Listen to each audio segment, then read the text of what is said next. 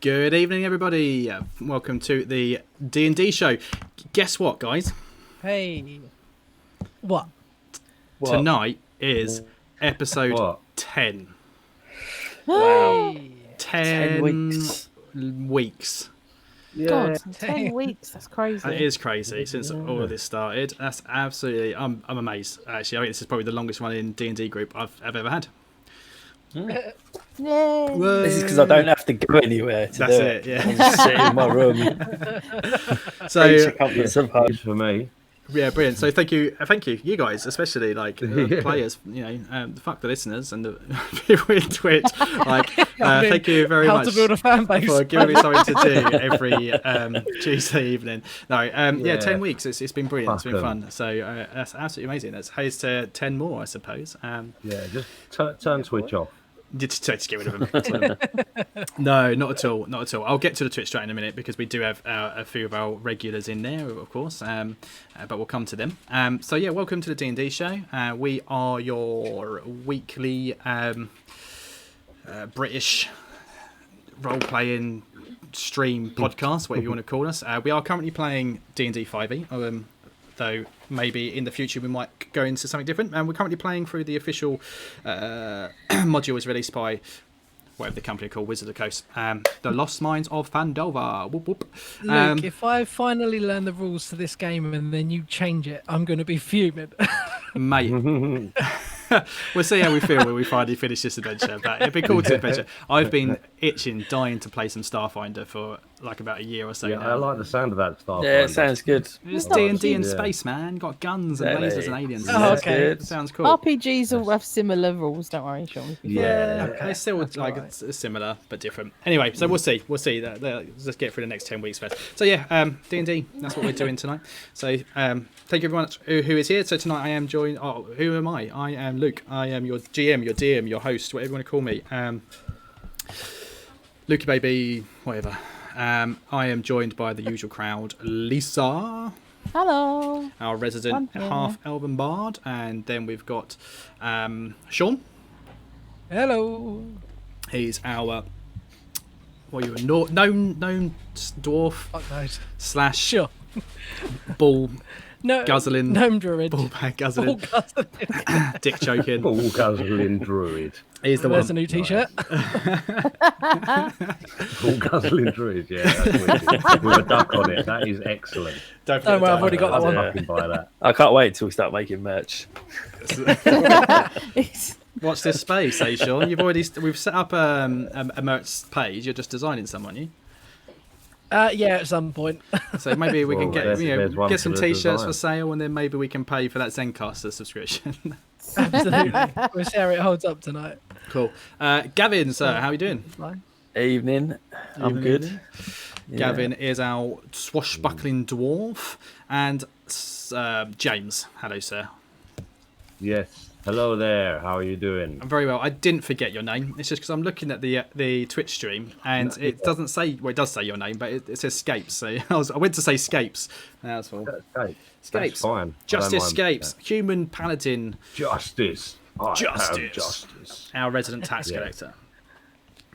Yes. Cool. The blood tax. Yeah. Yeah. Come for final payment. You just come up with it so quickly, James.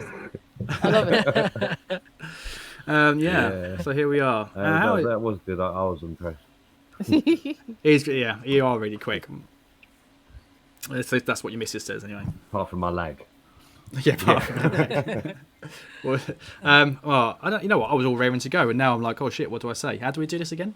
What are we doing here? What are we playing? What are you drinking? I have got tonight. I have got Jim Beam and that ginger beer. Thank you. My wife had to remind me. Oh, very nice. I like that whiskey and ginger. It's nice. I thought that was the glass speaking. Sorry, I do One of apologise. them. I've already had a can of bitter tonight, and I'm already half gone. Cheap day. So anything happened this week? We had a little conversation a moment ago, didn't we, before we started streaming? Shops have opened here in the UK. That was a big fucking mistake. People camping outside Primark. Apparently it's all fine now. Look, the people that are going to camp outside Primark, They deserve to don't be they? diseased. Is all I'm saying. Exactly. Yeah. Yeah. It's not that. It's just like, what sort of person thought, oh, I'll go Primark on the first date? It's just like knowing how busy. I'm surprised anyone went at all. Did anyone Right. see the No. woman who went to John Lewis to buy 2 Angora sweaters and a Mulberry bag? No. It was like she was on this morning. It was like, yes, I needed to go get my Angora sweaters. It's like, it's fucking June. Why do you need Angora sweaters? Well, 'cause they're For cheap fuck's now, sake? Cheaper aren't in June, Gav. Oh, yeah, of course they are. Yeah, That's But it, that's Jesus. sensible. like, oh, coronavirus or an Angora sweater, I don't know. Yeah. I don't know. Cool. Other than that, Hopefully they'll all be safe. well, She's probably got fingers Booper crossed. as well. Though. Probably, yeah. If she Probably. can afford like £1.50 on a Mulberry bag, jeez. She's got her own doctor indoors. I mean, anyone that can afford to shop at John Lewis in general is just got too much money. True. The only thing John Lewis is good for is when you go to Lakeside, and it's only because it's the best place to park. So you can just walk out. Cool. Yeah, other than that, UK's been pretty boring. This week's been alright. What did we do? I've We had the went, telly off. we went to the beach the other day. That was nice.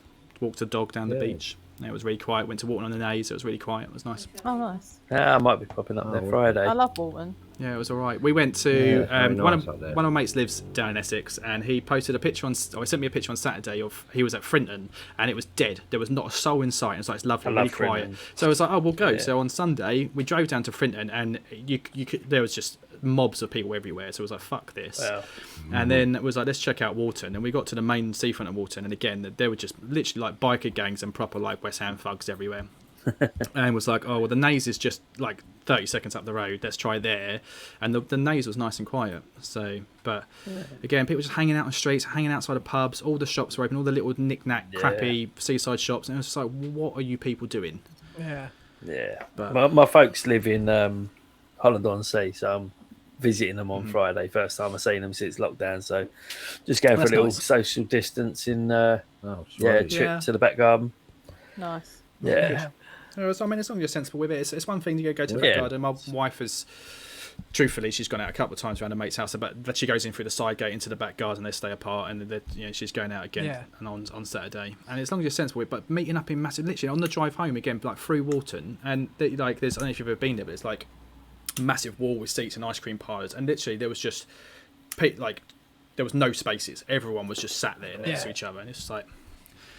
Yeah, it's almost as if people have stopped, like just because things are opening and whatever else. It's just like I think I was in a garage. It wasn't that long ago, filling up and went in, and this woman just made a beeline for me, where I had to jump out of the way, and I was Yeah. sort of Jeez. stood still. Yeah. So what are you doing? It's like, and the worst thing was she was, late 60s, early 70s.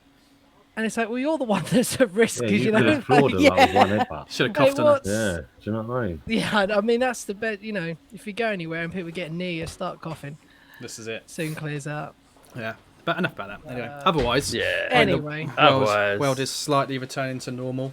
He says, actually, there was like all those fucking white supremacists in London and the Yeah, weekend. It's not returning let's to not normal. even go into all that, man. as soon as the Fucking football's England's back a on, snake. they'll Oh, be mate. preoccupied, it's fine. World's the shit. That's why we're here instead of there. So there you go. I don't know.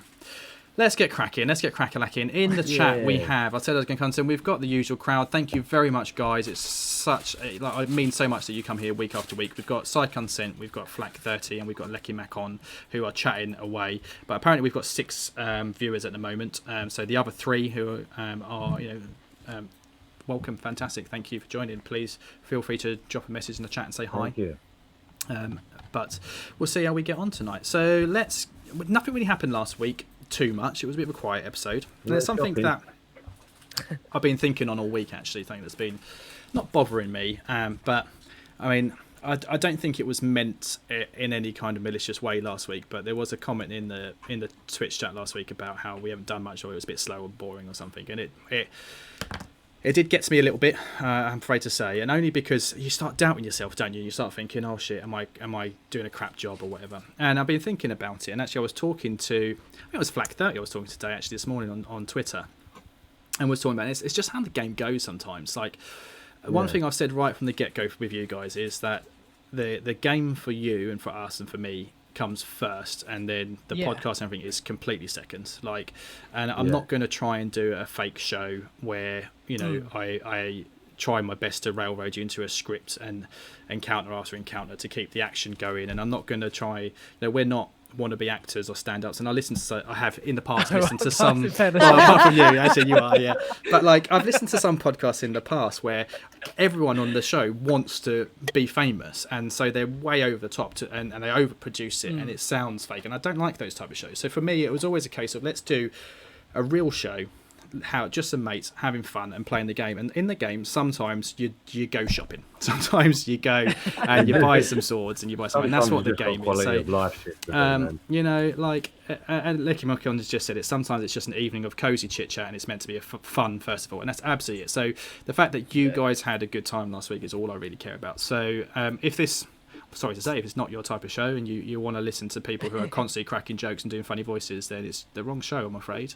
If you want a bit of a real show, If you want people that are funny, no, go good somewhere else. voices, We're then not it's the wrong funny. show We're for just you. going to slag off Tories, and If you that's want about it. humour Yeah. and good role play and things like that, well, you're in the wrong place. So anyway, so yeah, like it's been bothering me, but tonight is going to be, I think tonight's going to be a bit better. Where I'm going to treat you guys because it is the 10 week anniversary, and I'm going to do the catch up for you guys. So just Yay! Thank you. because nothing happened. Thank you, God. because nothing happened last week. No, Nothing happened. I'm going to do like a real kind of recap of where we're at in the story. So, are y'all all ready? I am. Yeah. Sitting comfortably. Lovely. Okay. So we started off. We did like a little prelogue to the adventure, something that I was inspired by, something I'd read online a while ago, which isn't actually in the book. So we started off just in the meetup before in Neverwinter City on the Sword Coast. The book suggests that you just start on the road and you're already a group and you're already with the wagon. And I was like, well, let's just do a bit before then and put some kind of setting in place and a little bit of a reason as to why. So we started off, you'd already all kind of knew each other from little tiny jobs that you'd done, and a gentleman by the name of Gungeon Rockseeker had got you all together and contracted you to guard him and a wagon load of supplies down to the little town of Phandalin. You're going to be carrying some mining supplies because him and his brothers had found this ancient mine called in Wayveker, a place called Wayveker Cave, which it's a long lost mine of sort of magic and mithril and gold and stuff. And on the night that you all met up for the kind of the pre-night kind of plan meeting and stuff, you'd found that there was a traitor in the mist in one of his bodyguards, whose name I made up and I forget, and it turned out to be a doppelganger. So him being all worried because his brothers were already down in Phandalin, he left with a knight of the Lord's Alliance called Sildar to go and make sure his brothers were there, and you had to wait behind to get all the supplies ready to leave. So they did that. On the next day, you left and you found an ambush site by goblins, and that what looked as though had been the fact that Gundren and Sild had been ambushed and kidnapped. You followed the trail and you found a little goblin hideout, and you just completely demolished it. Rescued Sildar in there, but no sign of Gundren. You then went to Phandalin, and when you got to Phandalin, you didn't really have any leads. Like, what do we do? We don't know where Gundren is. There's this mention of this Cragmore Castle, but who knows where that is? No one's ever heard of it. So while Sildar kind of rests up and does his own little investigating, he's looking for a fellow member of the Lord's Alliance called Iarno Albrecht. You kind of mooch around the town and you catch wind of this kind of group of mercenaries in inverted commas, who's ruffians who are shaking up the town and taking kind of money and potentially had murdered and kidnapped people. So you track them, you decide, well, let's go and investigate that. Perhaps it's the only lead we've got, we'll go and deal with that. And again, you went into there and you just completely fucked shit up. Their leader, you hear, is a wizard by the name of Glassstaff, and you go and kind of stumbled into his chambers, not realising that he'd set up a watch in the form of a wizard's familiar, who kind of clued him onto your arrival, so he scarpered and then set the whole entire hideout of red brands on you. And there was a massive fight. I think it was like the whole episode, 3-hour long fight where you fought off red brand thugs and some bugbears and a Nothic and stuff like that. You completely smashed it. Fast forward from there, you then discover that Glassstaff is none other than Iarno Albrecht. You rescue. Quite well in that combat, really. What's that, mate? Did James say something? No. Okay, I'll carry on. So from there, you then you don't really have any leads other than you find a letter in Glassstaff's chambers from the Black Spider, who you believe is the nefarious villain behind the really whole how plot. long my leg is. Yes, it is, James. Oh, jeez. Yes, Grandad. And you report back to Silda, and you don't have any leads, and you're talking. That is insane. I've got to change that. Shut up, dude. All right, really James, big if lag you on just James for a minute. be quiet and sort yourself out, and let me finish the exposition. So yeah, from there, like, you rescued a family from the hideout, who is the family of the woodcutter who was murdered by the Red Brands, and you talking to some people, you find the only lead you've got when you're looking and you're talking to people about it. Has anyone heard of Cragmore Castle, where a farmer lady, a little halfling farmer lady, Quellin Orderleaf, who tells you that she's got a friend, a druid, who knows the land like the back of his hand, and if anybody can help you find Cragmore Castle, then he can. So, but unfortunately, just yesterday, he randomly decided that he had to bugger off to the old demolished town of Thundertwee up in the north from Thundertwee, about 2.5-3 days travel. So if you decide that you're going to track him down and find him. Then we did last week's boring shopping episode. On the way, I GM insight behind the curtain. The ghoul fight, you killed some ghouls on the way. That was a completely random encounter that I rolled for. I was rolling dice sort of for every day to see if something happened, and it just so happened that in that night you got a fight, and that's about it, really. And then you finished off last week arriving in Thundertwee. So I intended, while I was waffling, to take people over to the world map so that we could all see all of that, everything that we were just talking about. So let's bring you guys over there just to refresh. So zoom out a little bit. There we go. So we have done one massive... Did we mention the fact that the zombies were mentioned? So I didn't, but yes, you were told. You bumped into... you hired some horses from an old knight... Order of the Gauntlet Knight, who told you he was part of the original relief mission that helped rescue people from Thundertwee 30 years ago. So Thundertwee is completely demolished 30 years ago-ish, give or take. Mount Hope now, in the north of Neverwinter Woods, erupted randomly and basically destroyed Thundertwee completely, and with the ash clouds that swept over the land, brought with it a plague of these strange zombies down in Thundertwee. So you know about that as well. So you've gone all over the map so far. We started up here in Neverwinter, and you went down to Cragmore Castle, and then from there you went to Thandalin, and you fucked shit up there. And then now you went cross country. So there was a higher risk of you going cross country, of you encountering trouble as well. And now we're up at Thundertwee. So there we go. Any questions? No, I don't think so. No. Nada. The guy last week, who we hired the horses off, he mentioned that the zombies turned to ash when they were attacked. So if they came with the volcano, then that seems to make some sort of sense. It makes sense. Some sort of link. Yeah, not like any zombies he'd ever seen before.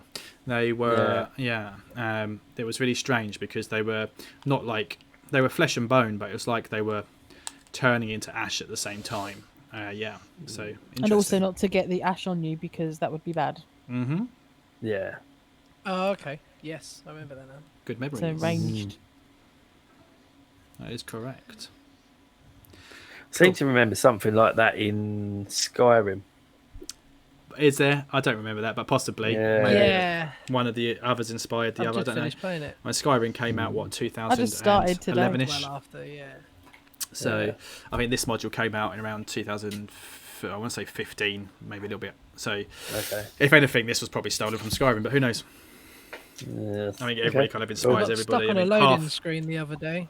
The game wouldn't turn on. I had to start a new character and lost the old one. No, you've had to start from the complete beginning. Thanks, Bethesda. How many hours did you rack up? Killer. Oh God, like we'd finished the game. We were just doing side quests for fun, and done a fair lot of them as well. It's Probably the, like 10% of the game, but still. it's the only reason I haven't rebought it, because I'd love to play it again, but I got it when it originally came out on the PS3 and smashed like 100 to 200 hours on it, and I'm like, Yeah. I don't want to do that again. Yeah. I've done something similar with Pokemon Red, and it was just so annoying when I lost it. It was just like, oh my god. Pokemon Red. Did you get it? Yeah, Did you get it when it originally came out? I would have thought you would be. yeah. Really, I would have thought at the time when it originally came out, you would have been a bit too cool for it. You must have been like. I was still cool. Yeah, I was cool, but yeah, Yeah, 25 and still cool. That made him had- cool. yeah, exactly. I had Pokemon Red on the original Game Boy Color. I had. Yep. Yeah, and it was one of the first games I ever completely smashed. I think I did in fact have all 151 Pokemon. I even did like the Wow. Magic Candy and Magikarp trick to get Mew. Yeah, I got Mew. Yeah. Yeah. Them Wow, were the that was all- days. Them were the days. Special. I was looking the other day because we got, as everyone knows who follows us, got our son the Switch for his birthday last week, and he's been playing all week. But the past couple of days, he started playing the Pokemon game we got, which is the newest one, Pokemon Sword. And he was like, how many Pokemon are there? And I think in that game there's about 400. But to date, there's over 800 Pokemon now. I think it's like nearly Jesus. 900 Pokemon now. Jesus. Fucking spoiled little brats. Like, how are you supposed to remember them all?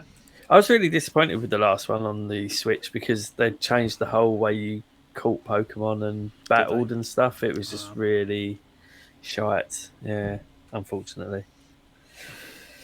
Yes. Ah, well. So let's get cracking. Can we go Lucky. shopping? Are we good? Yeah, let's get going. Yeah, cool.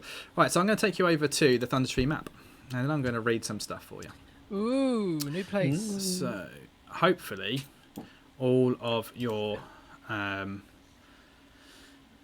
stuff's going to work straight away today.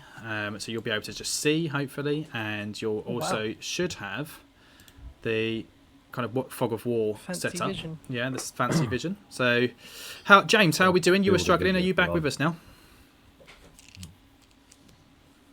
I'm guessing not. I am back with, yeah. You are, it's How's just my leg? Delay.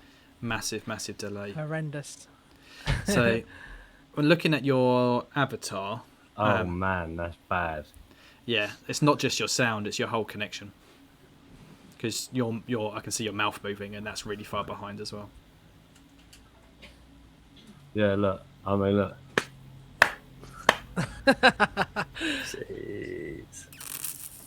Any quick fixes, Sean? Yeah, I mean, we managed to sort it before by Um, doing a refresh, but is that going to mess around with your? I think if you. So we're recording audio separately. So I don't think I'm I'm trying. recording on Zencaster, so don't change that. But maybe Oh, he's gone. I don't think. I'm not sure if that's gonna work or not.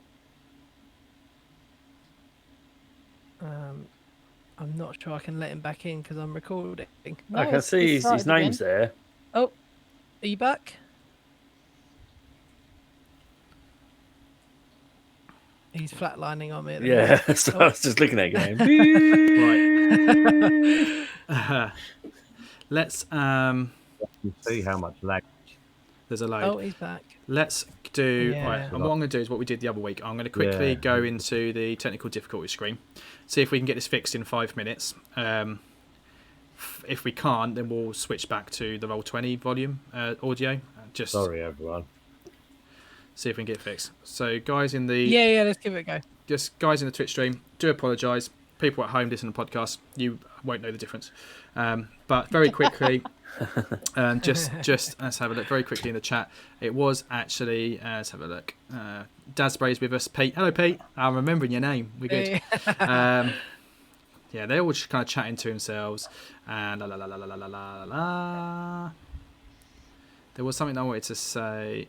I think it was about pointing the finger. It was Psychon says, I get that sessions go slow sometimes. I have to put my hand up and say it was my comment. GM shouldn't second guess it. I was only saying that it was a slow session. Didn't mean to upset anyone.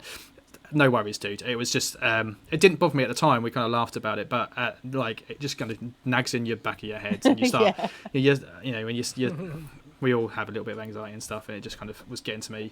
So no harm, no foul, mate. Don't worry. All right.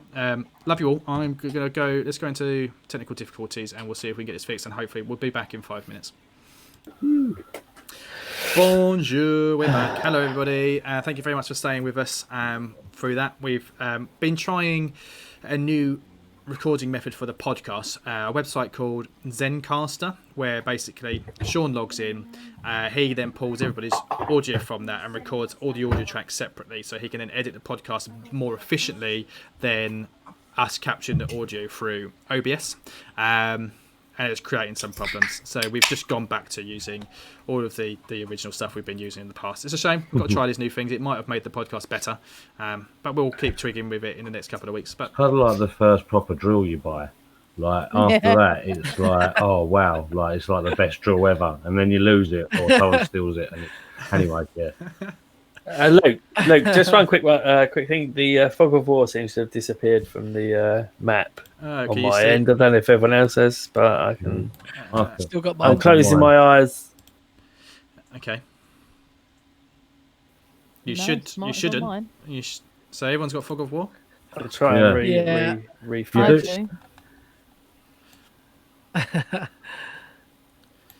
So look. No. You can just see all enemies. Just pretend. I don't know. Like from what I can see, when I take control of your piece, the fog of war's there. Do you know what? I just had a moment there where it actually disappeared as well. Right. Fucking roll 20. That'd be a problem with roll 20. Yeah. Close your eyes. Just to play blinds. Yeah. I'll just pretend I don't see. Just zoom right into your character so you can only see your token. Yeah, That's what we're doing. That'll do it. Who knows? Just walk around like this. All right. Okay. Let's get crack-a-lacking. So yeah. Let's get back. Oh, that's quite clever. It doesn't. It kind of shadows out when you move your piece. Instead of showing you the actual full kind of, you know, that's really good. Anyway, sorry. As you move around, you should be able to see what your line of sight. Yeah. So, cool. Just be careful. Don't just zoom yourself around the map. All right. So, if you're gonna, when we get to moving ourselves, just move a couple of squares at a time, and I'll let you know if it's okay to keep moving or not. Right. I wanted to. What do I need to load up? This bad boy. So, as you approach Thundertwee, we kind of did cover this at the end of last week. The absolute best piece of D&D writing ever. So gradually, as you approach, the trail becomes an old, overgrown lane winding between dilapidated buildings, choked in vines and brush. Ahead of you, in the middle of the settlement, rises a steep hill upon which stands a stone tower with a partially collapsed roof and an adjoining cottage. A dirt road hugs the base of the hill and wends its way between old stone houses, many of which are roofless ruins with interiors open to the weather. Other buildings appear more or less intact, and the whole place is eerily silent. A wooden sign is nailed to a post nearby, and it reads, "Danger! Plant monsters and zombies, turn back now." What is that telling them to turn back, or we should turn back because there's plants and zombies? I'm confused. Does that mean we're okay because they're not there? They're not going to be in there, are they? No, they've been told to leave by a sign. Yeah, We all know how exactly. zombies are adherent to signs. It's a fantastic piece of writing there. Well done, Wizards of the Coast. Wow. Yeah, so there you go. All right, so you can see what you can see on the map. I've placed you in the middle there. So basically, here we go. So Didn't we see a squirrel or something as well? you did, that's right at the end. Because the place is eerily quiet. There's no sound. There's no wildlife. You can't hear crickets. You can't hear birds. There's nothing. And you might have questioned that was a little bit strange at first. But then you spot scurrying across the path and then running into a bush, one little grey squirrel. Around you, there are a number of buildings, for our audio listeners only. Okay, so as you enter the town, you've got a couple of buildings on the right and one further up on the left, which looks to be some kind of old tavern. So the first building on the right, cowering in the shadow of an old tree, is a crumbled stone cottage with no roof and there are weeds rampant here. The ruined houses next to that, side-by-side cottages, look as though they might have been the homes of prosperous shopkeepers or well-off farmers in their time. All that remains are collapsed walls and piles of debris from what you can see, and several young trees have grown up in the midst of the ruins. And lastly, the brown horse, a weathered signboard by the door of this large building, shows the faded image of a workhorse holding a flagon of ale. The building is sagging and dilapidated, but is more intact than the ruins I just mentioned across the road. What would you like to do? Well, I'm going to have to take a wander into town, aren't we? Can Pock do anything to sense other druids?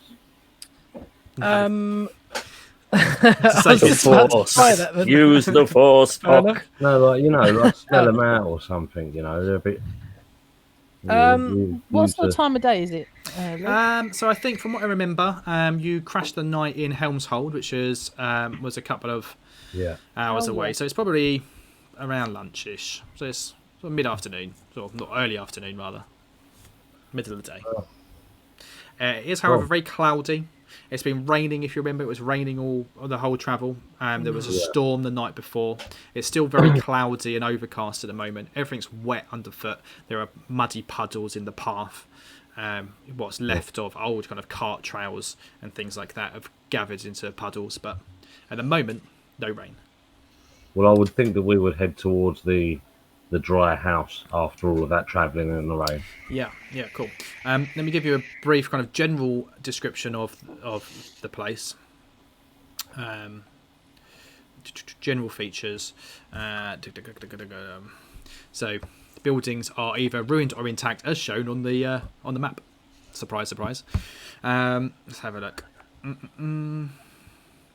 Ramshackle stone cottages, otherwise still standing. Wooden doors, windows. So the windows are covered by wooden shutters. However, they do have a 6-inch wide slit, like arrow slit, in all of the shutters on the windows. But that's about it, really, from what you can tell from where you are. Did you say that the pub was still quite more intact? Yeah, so it's still a structure. Yeah, trees average 30 to 40 feet tall around the town, which you can see, and there's loads of brush, large bushes and things like that, like thorns and brambles, like really heavy thickets that you probably you wouldn't want to willingly kind of try and walk through. But the road, I think maybe head.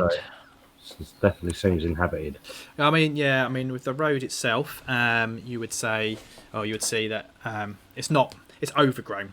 Once upon a time, it probably would have been gravelled or something, but it's like, there's sprouts of grass and stuff on there. You're right. You can see that it used to be a pathway. Right. I think maybe head to this pub, see if there is any sign of life left inside. That always seems to be where people are, if anywhere. Yeah. Can I see that squirrel still? Squirrel ran away. It ran across. It kind of ran away into a bush. Okay, doke. Trying to think anything I can do nature-wise, but I'm not really sure. Can I sense undead, please? I'll use one of my. I've got sense undead thingamajig. Read the script for me, please. I don't know what it does. Where is it? Divine sense. It is.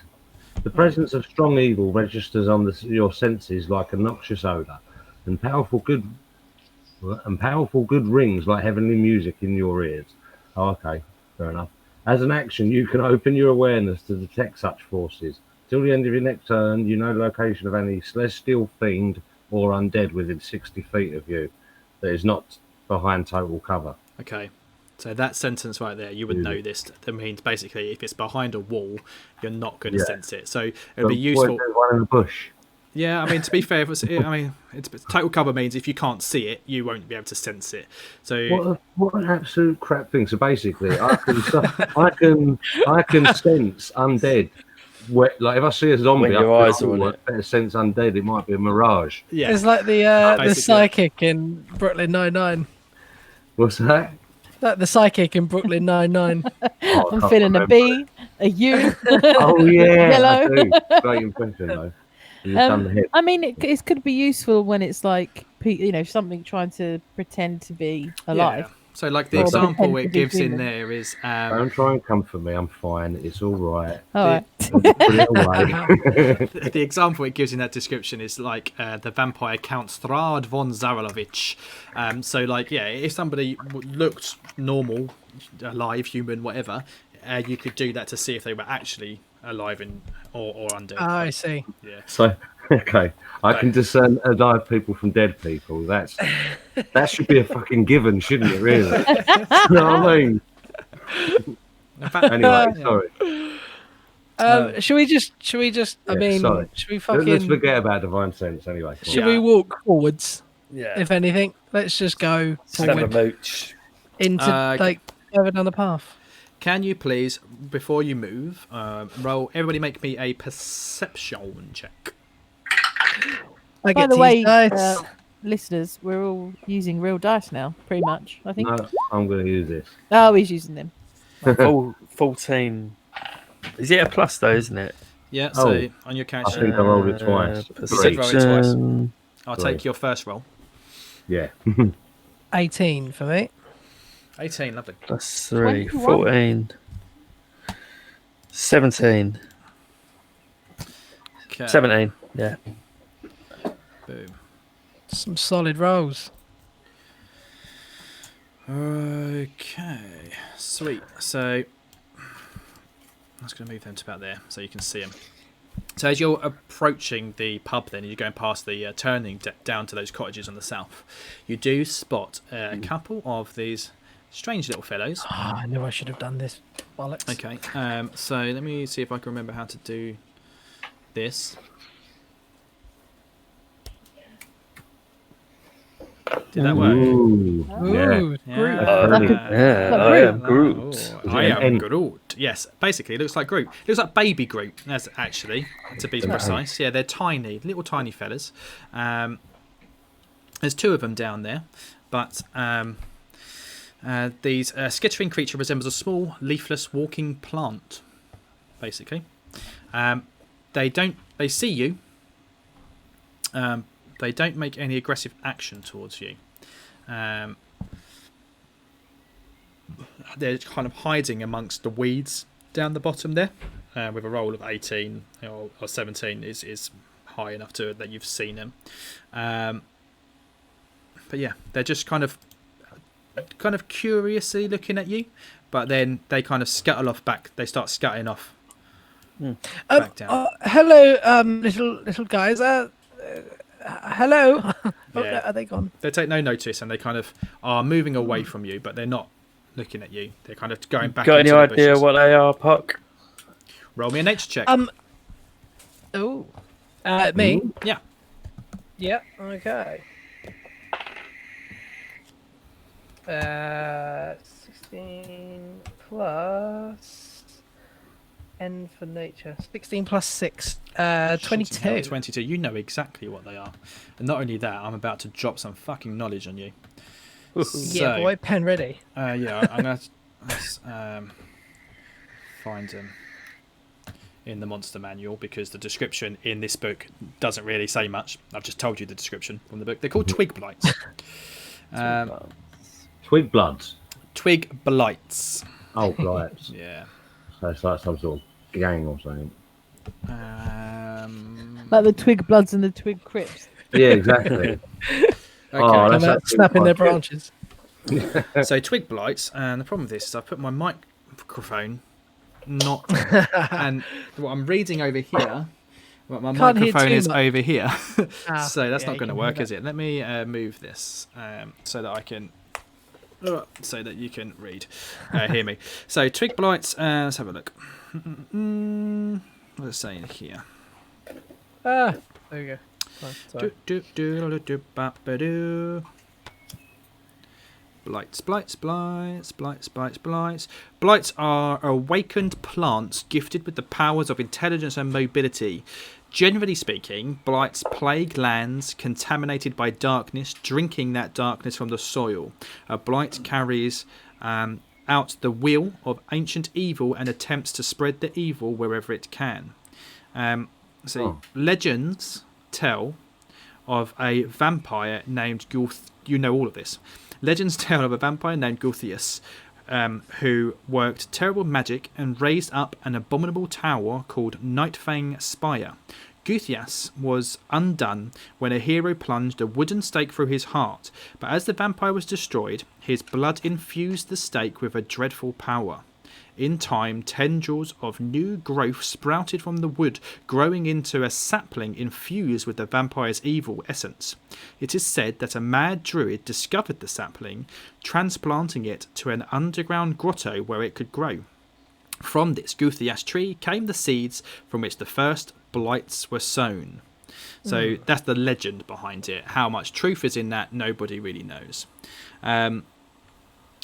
So basically, wherever a tree or plant is contaminated by a fragment of an evil mind or power, a Guthias tree can rise to infest and corrupt the surrounding forest. Its evil spreads through root and soil to other plants, which perish or transform into blights.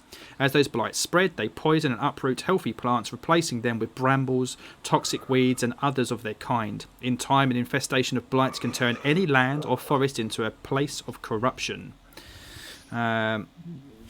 And it goes on and on and on from there. But there's different variations of blights: needle blight, or a vine blight, or a twig blight. Twig blights are like the smallest of the three.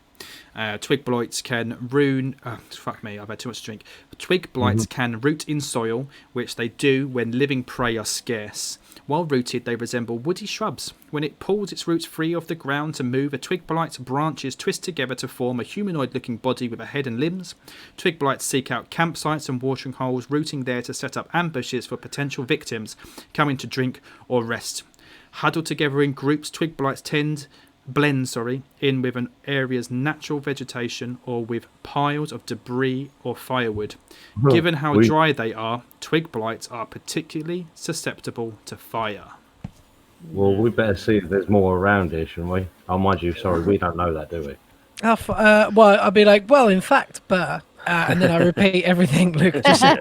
Well, that's an interesting story, Pop. I know, right? How far away are they, Luke?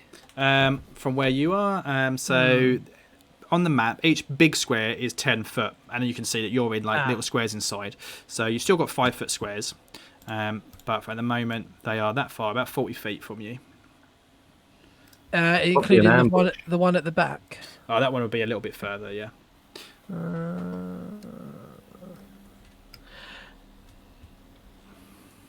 Yeah, I reckon it's an ambush.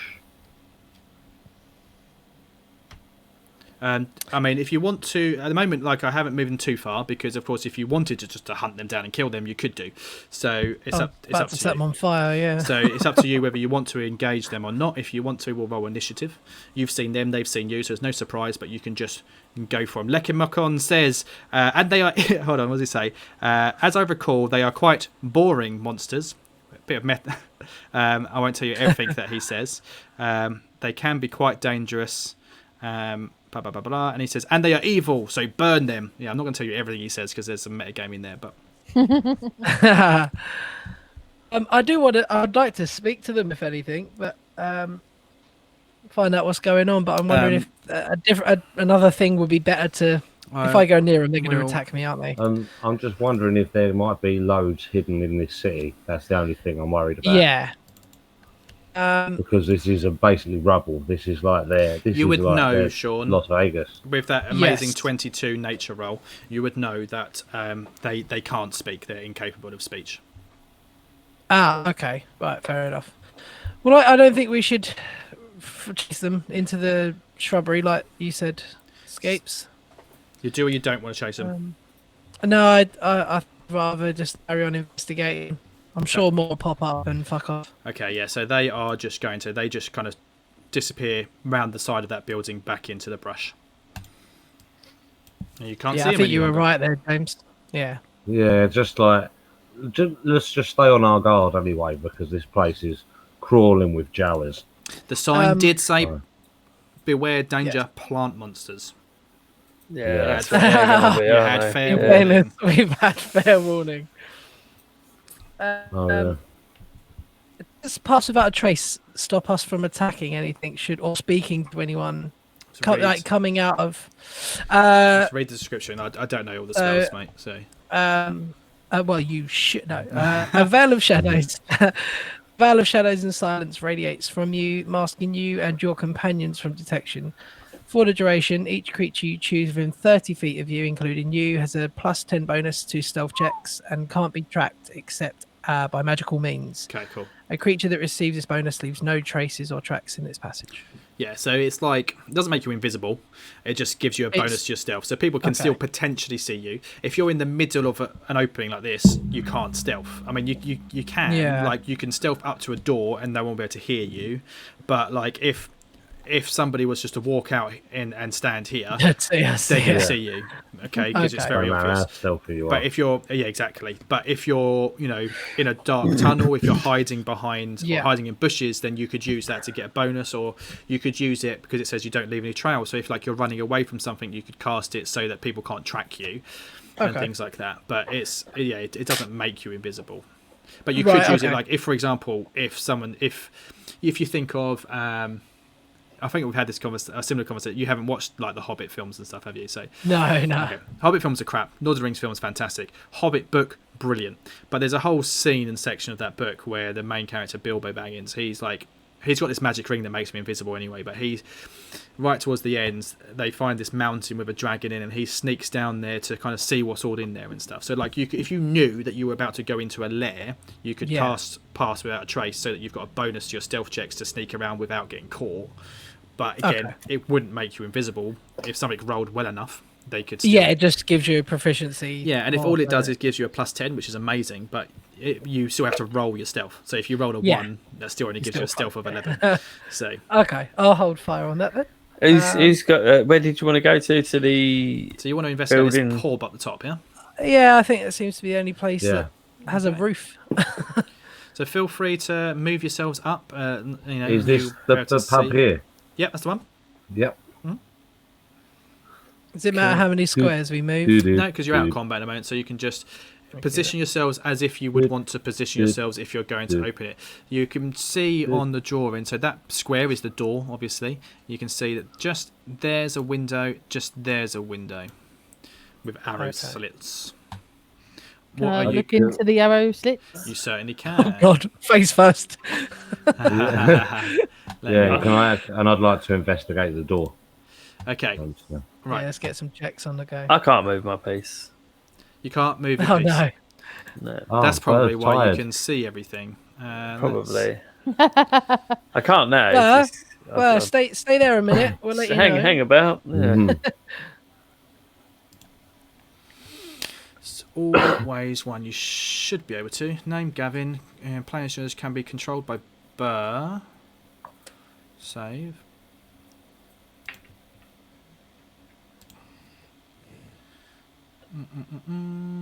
Represents character Gavin. Controlled by, determined by character settings.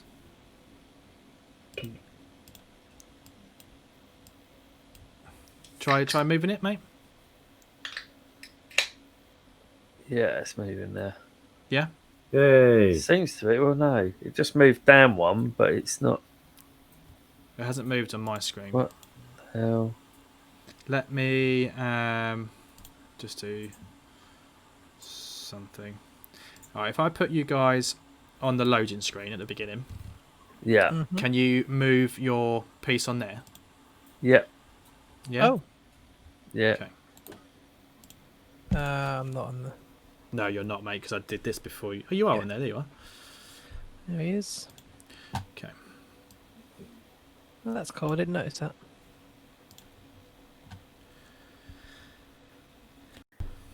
And now I can move. Yeah. Yay. Yep. Yay! Oh, he's overshot us. Come back. Come back, mate. You good? He's building up inertia. I'll see you. So let's have a look here. I'm going to zoom in a little bit because this map's huge, and so that people can see. Right, Millicent, you're at the window on the left, which is just there. let's have a look. You look through that window. You do have dark vision, don't you? Yes. Okay. Let's have a look. The brown horse. Eastern, western. The western portion. So it looks like, from what you can tell, it looks like maybe an old kitchen. You can see like a really old, dusty stove, and you can see some against the far wall. You can see some kegs and stuff as well. So it looks like it doubled as like a cellar room as well.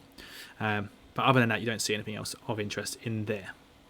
Okay, I'll just let the group know. Does there appear to be doors in this room? And Opposite, yeah. So basically, because you can't see in. Hold on. Dynamic lighting. That's a bit of a poor design, isn't it? Oh yeah, we can't see in the building. I can't fix that without deleting the entire that's okay. thing. But yeah, basically, directly opposite that window, you can just see a door. And possibly one that looks like it's on the where you're looking through the window. Basically, there's a wall right next to it that runs up. And there's a door on that wall, and then there's a door adjoining it in the corner as well. So there's a door directly opposite you, and then there's a door sort of adjacent to that on your right. All right, so there's another room, or judging by the look of the building, there's another room to the right. Because from where you're standing, you're looking through a window here. Yeah. And like I say, so there's the door, and then there's another window, isn't there? If I do that, basically. Is there another window? Yeah, so directly opposite there's a door, and then basically where I've just drawn that arrow for you, if you can see that, there's that's basically like a wall. So gotcha. You can see there's a whole other half of this building that you haven't looked at yet, which is where the front door windows? is. There's another window just here. Can I have a look through that, please? You can. If I'm tall enough. Yeah. Okay. How tall are you? Like 4 feet. 3'5". 3'5". That's big. Okay, so this side of the room, basically filled with old furniture, tables, chairs. Looks like a pub common room. There's a bar in there as well. Roll me a perception.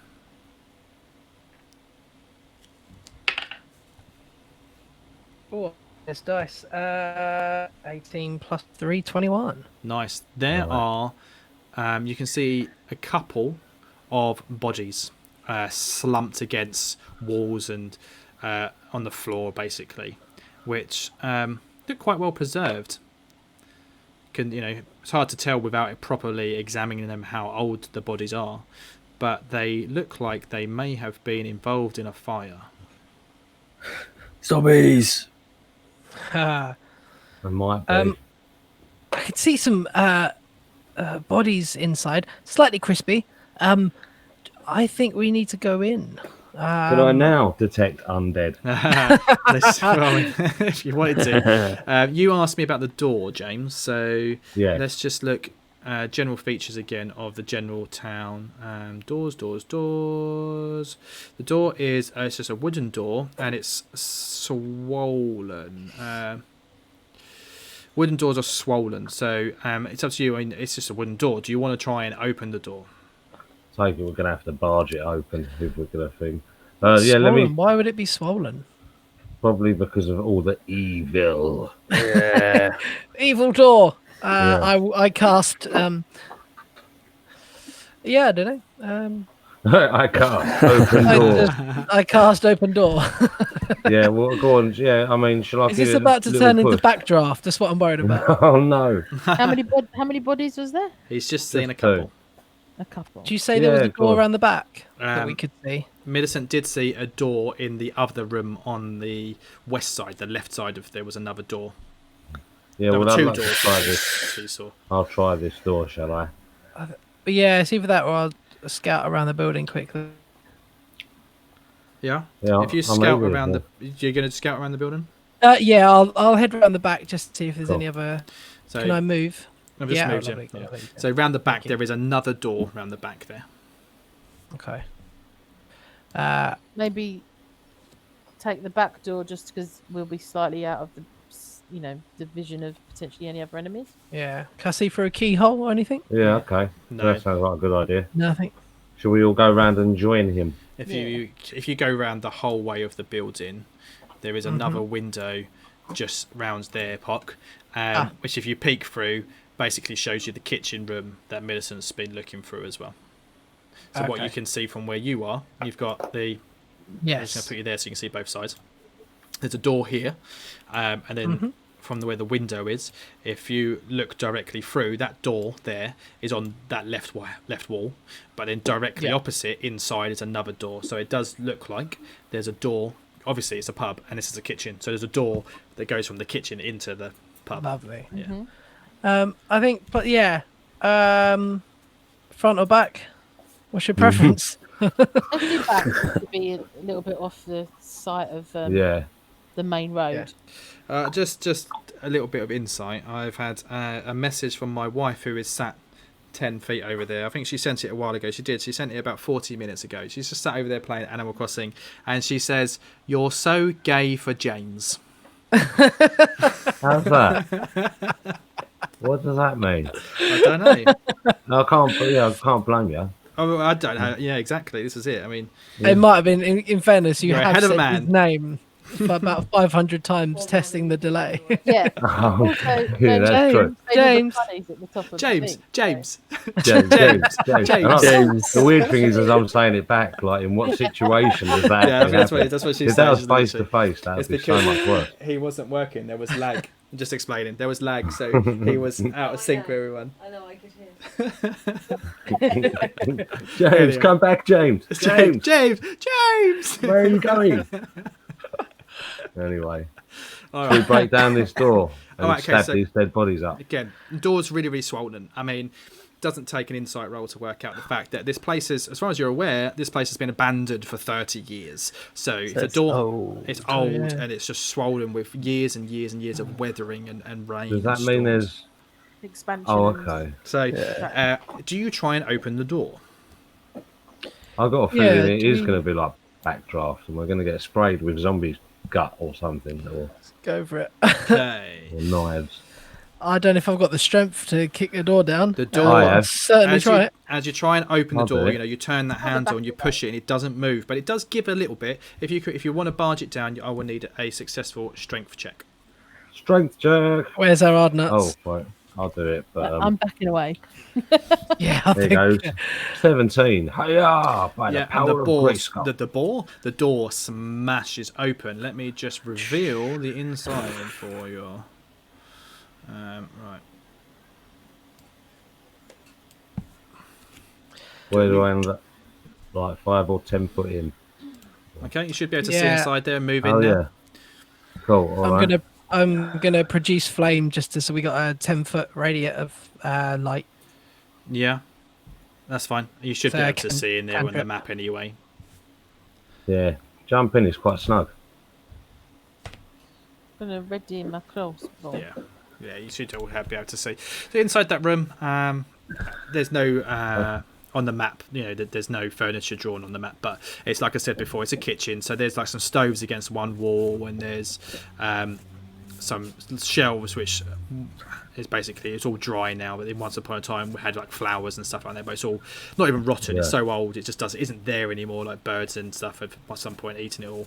The kegs are kind of packed up in the bottom left corner down there, as well as a couple of beer barrels, which, if you were to investigate, are long since dried up. No. Through to the bodies. Yeah. Shall I barge that door at all? Go or on, shall I son, do open it. it Have first? it. Should we Oh yeah, maybe turn the. Let's try handle it first. Yeah, let's not get too excited. Yeah. The inside door does open for you. All right, I'll barge it. Okay, opens. Oh, Okay. Roll Do I- initiative. Still got my flame. Roll initiative. Finish. 12. Just clear the initiative. Oh, it put it straight in. Jolly good. Yeah, you probably need to do it again. Sorry. Ah, Yeah. Sorry. It's because it also that's had all right. last week's stuff in there. 11. 11. 3. So Oh Jesus, there's more of them. No, that's all right. It's all part of the fun. Wasn't expecting it because we looked in and everything. You saw 2 of them, Zombies. didn't you? Oh, I thought they were village people or something. Not the band. Not the What? band, The- the village people. YMCA. Yeah. Oh, I didn't put Exactly two what I together. Some Why didn't anyone? man. Young man. Yeah, one of them's all dressed up That's like the a Native best American, epic and there's a builder in there and a policeman. And they're just doing really. You know that Insane. fight in Shaun of the Dead when they fight to Don't Stop Me Yeah, Now? Yeah, We're going to Yeah. do that, Yeah. but to the YMCA this time. yeah, that's brilliant. You're the bard. You've got to start it off. Keep the rhythm going. Yeah, Okay, I mean, you've to all be put your fair, initiative in. Burr, what was your initiative, Burr? 11. 11. That's not in there. Everyone else's is. So let's just set that up in descending order. Okay. Did you just? Yeah, you just opened the door. So as soon as that door opened, and they heard you barge through the other door, so they'd already started stirring. So there's no surprise for anybody at all, unfortunately. Right. Zombie time. Mhm. Zombie time. It's zombie So how many have we time. got? 1, 2. Um, We can see 2. I think there's 4, isn't I there? can see One's 4. There's 4 on Four. the turn. Oh, I can only see- It depends How on where many you can you position see? yourself. there's 4 zombies behind this door. Look at the Jesus look at the Christ. initiative. Gonna be- He kind of pulls himself up. Dibba-dibba-dibba-dibba-dibba. You all right, mate? You need to drink some Cool. water.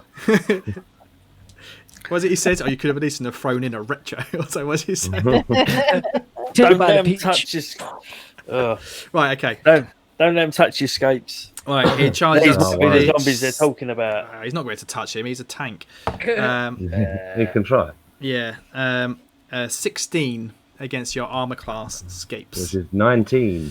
So he misses you. He stumps up and he kind of like slams down at you with his zombie arms. Yeah, what an idiot. What an idiot. Millicent, you're up. Oh, Oh dear, I'm in the way, bit of really. a bad position, isn't it? It is. Let me just have a look at the spell real quick. I don't think I need. Can I shout something? Nobody Yeah. go in the room. You can don't forget, like there are other actions you can take, so you can ready an action and things like that. So Well, you I could can see within. Right. Sorry, I'm talking to myself. Okay. you could potentially, for example, like you could move into the corner, ready your bow, and say when I've got a clean shot, when James moves out the way, I can shoot, and then it's a little bit metagaming, but James could, in theory, on his turn, back out to open the doorway to let them kind of filter in, and you could do it something like that. I mean, if we're claiming this line of sight that I've got right now. Oh, absolutely! You can shoot through your opponent, through an ally, but I will. Well, I actually want to cast a spell. Yeah. And it's a range. It's not a ranged spell attack. It's just within range. Yeah. This effect happens. So I'd allow it. let me put it in. Hold on. So it's up to 3 creatures of my choice that I can see within One moment. range. Must make a Fine. charisma saving throw. Yeah, so they ain't I got must- a lot of charisma. I'm casting Bane. There we go. I've done it. Yeah, that you can see.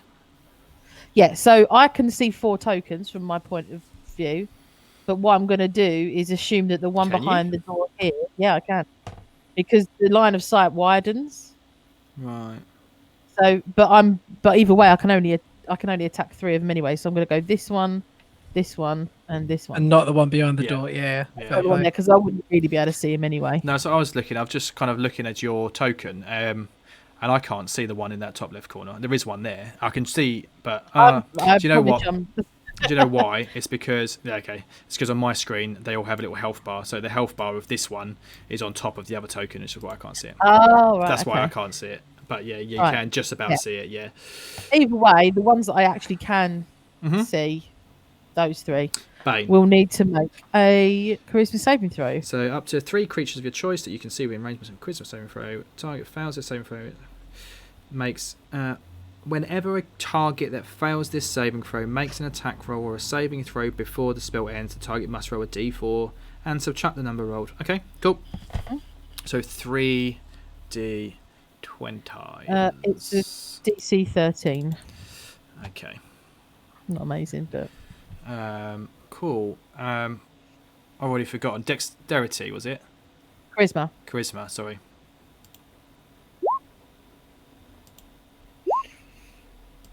So pass, fail, fail. Yay! So pass, fail, fail. So we'll say the first one is the pass, and then these other two at the back fail. Yeah. Great. Okay. So it means that when they attack, they have to roll a d4 and take that away from their attack number. Yeah. Or yeah. Or a saving throw. Mm. Basically, yeah. I'll remind you anyway. Plus or minus 3. I'm confused by that thing that I've just done. So you've seen those rolls come up in the chat. Ability 3. Yeah, that's weird. So d20 plus minus 3 equals 6 plus minus 3, which is 3. So what's this? Oh, so it's rolled it with advantage. So that okay. Okay. That's why. So we'll take the first one. So it's 3 minus 1, 9. So 3 fails. Oh shit. Oh, cool. excellent. Yeah. Cool. Because they didn't have advantage, so I'll just take the first roll. Okay, lovely. So Bane. So they all have to have a minus something to their thingamajiggy. Minus d4. Cool.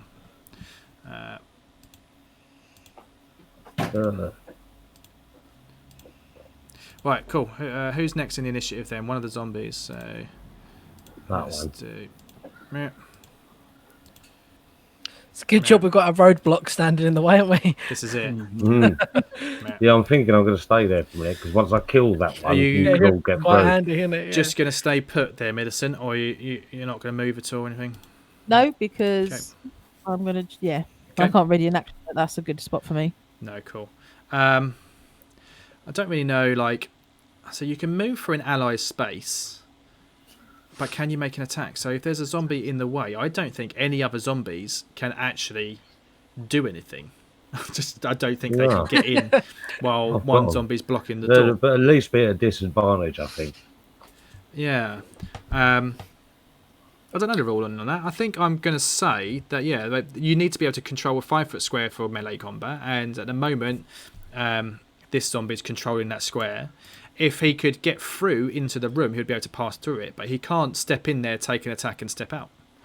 So I would say that at the moment, there's nothing he can do. He's just going to kind of stand there and ready in action just in case he does get to bite someone. So escapes, you're up. All right. Well, I want to first of all, can I use my bonus action before my action? Yep, you can use them in any order you like. Okay, I'd like to hunter's mark him. Okay. Which is basic. Oh, I ignore that. That's not what I meant to post. It just means he gets an extra 1d6 to damage. Yeah. And when he dies, I can pass it on to the next dude. Yeah. Cool. Okay, so I'm going to roll to hit with my +1 longsword. Ew. Let's have a look. 18 for 9 damage. Nice. Plus the d6. That's this one. So, which is an extra 2. So that's 11 in total. Do you know what? I'm gonna. Oh no, I've already used my bonus Can action. you please so I can't, make me a Constitution saving throw? me? Yes, please. Mm-hmm. Constitution. Oh, that's this one. 3. Okay, lovely. So as you hit it and it kind of staggers, a big puff of ash kind of comes off it, kind of coughs, and this massive dust cloud erupts from it, and you breathe some of it in. You I'm immune to. 2. Let me tell you, I think pretty much all sickness. Immune to your shit. I'll tell you what it is. See, let me see, where is it? Oh, where is it written down? You're like immune to diseases or something like that. Yeah, It's not a disease. Oh, well, what is it? Because I'm immune to what that is. All it says is if you fail the saving throw, then for the next minute you gain disadvantage on attack rolls, saving throws, and ability checks. You can repeat the saving throw at the end of your turn, ending the effect on it early with a successful save. But it doesn't say if it's a disease or not. So I think it's just kind of like a magical effect. Oh, defences. Yes, disease. I've got divine health. So. Is a Constitution save an ability roll? No, it's a saving throw. Okay. Yeah. So you get a disadvantage on attack rolls, saving throws, and ability checks. Yeah, so you wouldn't be able to use your cantrip. That's annoying. Yeah. Okay. So you've now got disadvantage until you pass. But you still get to do everything you want, and then at the end of your turn, you can roll again. Okay, let's just put a on you. Oh. Little snail. Oh. Are you going to do anything else at all, Scapes? Are you going to stay there blocking the door, or are you going to back up and try and draw them into like a murder tunnel? I don't know. What do people want? They're coming in, people. I personally don't want them anywhere near me. Well, I think ranged attacks. Ranged attacks. Can they do ranged attacks through me? They can, but At it'd be slightly. disadvantage. I'll stay there then. As long as I've got heals and stuff, I'll just stand there like a brick wall. Cool. With your shield Cheers, up, just mate. blocking the door. Thank you. Fantastic. I was just going, oh, excuse me. Oh, no, excuse me. Oh, sorry, excuse me. Sorry, excuse me. Okay. Yeah. All right then. So I'm up. You're up then, Burr. Right, so if I'm going to I can do a ranged attack from there, yeah? You can. So basically what I'm going to give them is half cover. So it makes them slightly harder to hit. But just roll your d20 as normal. I'll tell you if you hit. 14. Plus. Well. Yeah, you hit. Plus. That's fine. Yeah. Yeah, it's fine. So 1d6. That is 5 plus 5. So 10. 10 damage. Yeah. Nice. Minus 10. So basically, read your sneak attack thingy, because I think you can use. You can get sneak attack on range attacks, but you need to have either advantage or I'm not sure on range attacks. So let's have a look. Yeah. All it says is 2d6 extra, 2 times d6 extra. I've just Yeah. paraphrased it on your character sheet. Sneak attack. Beginning at first level, you know how to strike suddenly and exploit a foe's distraction. Once per turn, you can deal an extra blah blah blah. You hit with an attack. So if you hit with attack, if you have advantage on the attack roll, the attack must use a finesse or ranged weapon. You don't need advantage on the attack roll if another enemy of the target is within 5 feet of it. That enemy isn't incapacitated, and you don't have disadvantage. So yeah. So you've got one of you can roll an extra d6. An extra d6. Yeah. 4. 4. Right. So how much damage was it in total? 10. So 14. 10 plus 4 is 14. Okay. Nice. So now I need to roll some dice. So let me just bring up its character sheet. La la la la.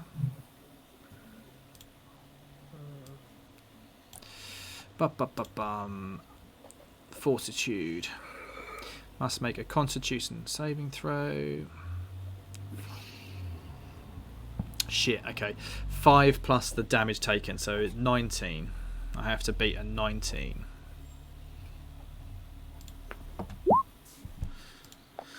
And I rolled a 5, so Hey. it dies. Yes. Hey. Crack him. Add it. That's Which one was that? disappointing.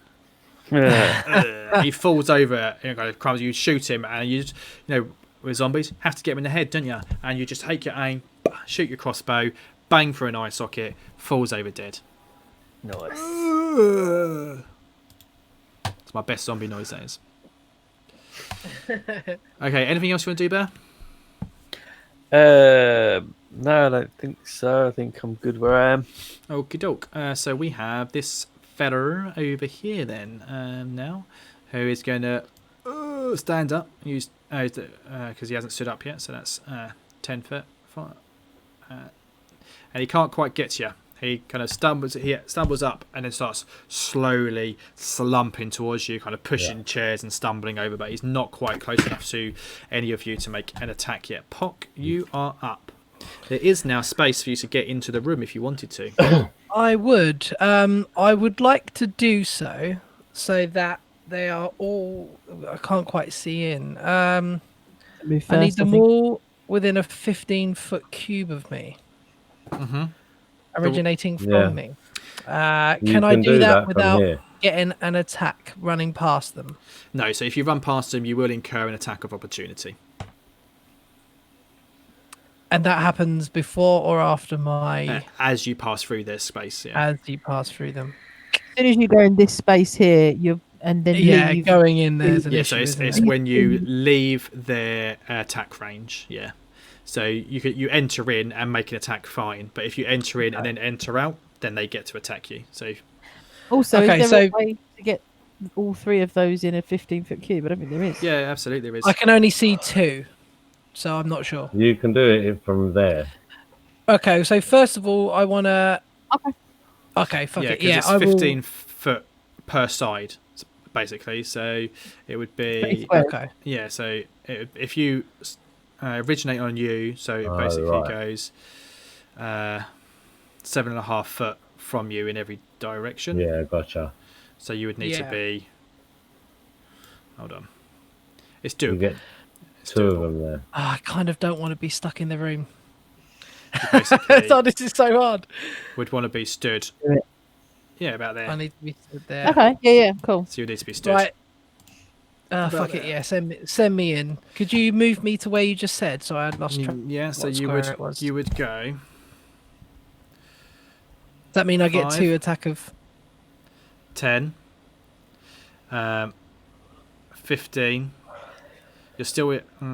Yeah, you could do that, and then you would go to there, and you can cast your spell. But this dude gets to attack you as you swing past him. Okay.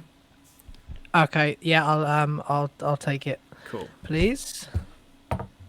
That will be a 15 against your armor class. That's a hit. Okay, so you will take 4 points of damage as he slams you as you go past him. Okay, and then the other one. Technically, you're still within its range, so you've kind of skirted around that other one. But so that's fine. And then you're going to cast. I'm guessing was it Thundertwee? I'm gonna at 2nd level, please. Which adds 1d8 on top of what it already does. Yeah. Nice. So each creature makes a Constitution saving throw. Failed save, it will take 3d8 of thunder damage and is put 10 feet away from me. Okay. Right. What's the DC for the saving throw? It is I know the answer to this. 13. Okay, so I have to beat 13. Yeah. Okay. So first one on the top left saves. Second one in the middle fails. Last one in the bottom saves. So 2 saves, one in the middle succeeds. What happens on a failure and what happens on a succession? So on a fail, the creature takes 3d8 because it's at 2nd level. Roll it out. And is pushed 10 feet away. Okay. So on a fail. Yeah. Oh yeah, I see. They failed. Yeah, of course. Yeah. So on the fail, so the one in the middle of the room, I said failed, didn't I? Yeah. So if you roll that damage up, 3d8, it's probably overkill. 21 plus 5, so 26. 26 points of damage. And they're pushed 10 foot away. All right. Well done. I don't think that matters, does it? For fun. Oh, I was asking Yeah. If it hits a wall, it's another even though d8. you're in Surely. melee range, Yeah. you're blowing I would. the ash away. He just gets obliterated. Limbs get thrown from just completely taken off it, and he goes and just the room. It just has like fingers and arms, and his head rolls off, and it's just yeah. So basically, they have this thing called undead fortitude. So if you kill them, if you reduce them down to 0, they don't necessarily die. I have to roll a saving throw, versus 5 plus the damage dealt. And if they succeed, they don't die and they still just get reduced to 1 hit point instead. So I would have just had to have rolled a 31 in order to. Okay. Yeah. It wouldn't have happened. Minus 1d4 as Yeah, well.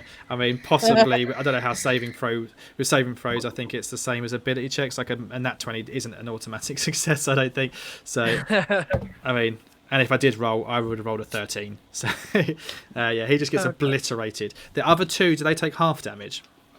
On a successful save, the creature takes half as much damage and isn't pushed. So they take 13 points That's each. still pretty good. Yeah, cool. I love that. Oh, smashed it. Okay, I should have been a druid. I like druids. That was just 4 druids, just like Warcraft. It's just easy. Boom. Cool. Now, does that leave me clear to get the fuck out of that room? No, well, I mean, you've used how much of your movement did you use? You started off. Oh, what was that? 25 feet. You moved 25 feet, so you've used your movement, I think. I would Misty Step, but I don't want to piss away 2 second-level spell slots this far into Thundertwee. I don't think you can Misty Step on your turn. Can you use an action? It's a bonus action. Yeah, you've But you've used 20 foot to get to there, I think. Oh, okay. So you've got 10 foot of movement. You're probably best to. I don't know. Probably best to. I don't know. I'll hide in the corner. You do you do you. Is there I'll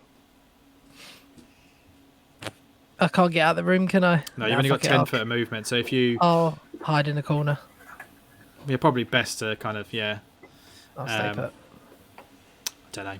I don't even know.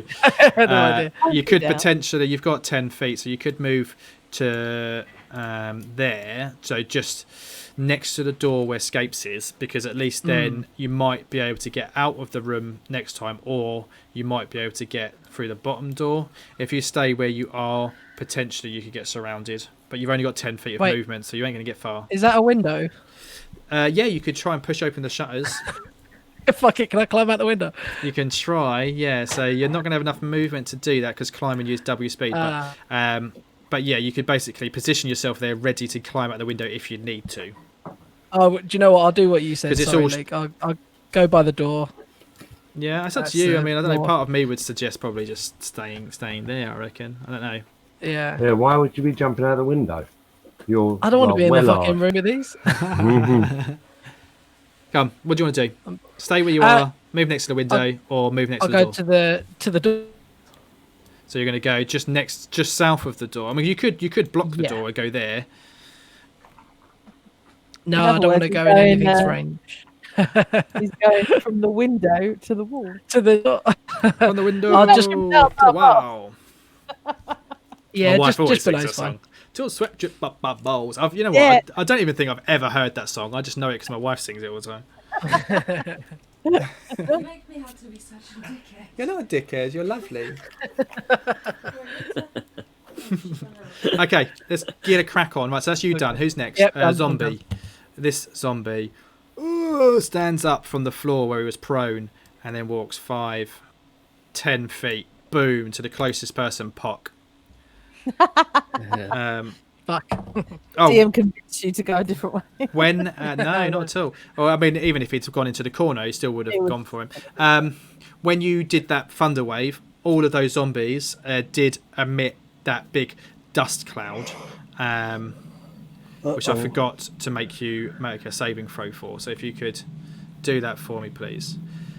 D20 plus anything? Constitution saving throw.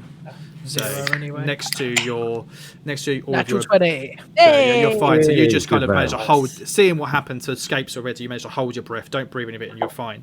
That's fine. Okay, so back to where we are. This zombie stumbles towards you and goes to slam, and does so with such great force that he rolls a natural 20. Ah, fucker. No. So you are going to take 9 points of damage because I rolled quite badly. Could be worse. Yeah. And that's it. This one is dead, so let's delete him from the order. And then and that's it. That's the first round's done, isn't it? So Millicent, you're up. Okay, I'm going to take my 30 feet of movement to here to survey the situation. And I say, oh, fuck, there's a situation. Because I know half of these dudes are still here. What's the situation? What's the rain? situation? Situation. That's the situation. Oh, I have a longsword, so I'm going to do that.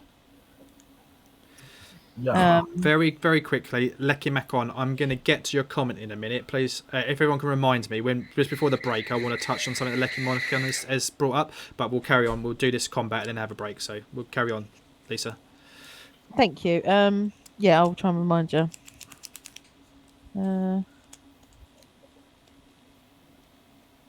Oh, that's funny. Okay. Sorry, I'm making myself laugh. Don't worry. You've still got your bow out, haven't you? So yeah, as you ran through the door, you've run past a zombie in this top corner who's going to make an opportunity attack against you because you've run out of his reach. Didn't even clock he was still alive. So yeah, if I take... that'll be 17 against your armor class. That hits, I believe, yeah. So you will take 6 points of damage as you run past him into the room. Okay. Should I make a concentration check first for my spell? Oh shit! They're supposed to be. Oh no, because is it -4 every roll? It's minus 1d4 for any attack. Shit. But that one at the top, Luke, isn't Bane, is he? He's saved. He's not. He saves. Yeah, he's not So Bane. yeah, He it didn't cast it, so doesn't that's affect fine. him. So that wouldn't have affected him. And the other guy rolled a natural 20, so you can't. A natural 20 is just a natural 20. So that's good. That's good. We're all right. We're okay. Yeah. I'm not cheating just yet. D&D police are on the way. Constitution save for my concentration check. Yeah, so you've taken damage, so you need to roll a concentration check. So is it just a DC 10? Yeah. Oh, that's a great question. Don't know. It's a 6. So I probably failed it. Yeah, that's going to be a Bane fail. is lost. Yeah, so Bane is concentration. That's really annoying. I didn't know that guy. Shit. So they are no longer baned. Okay. Whoa. All the fuss I went through putting that on I them. probably shouldn't have come into this room. Regretting all of my choices now. Gonna panic and hit him with the sword.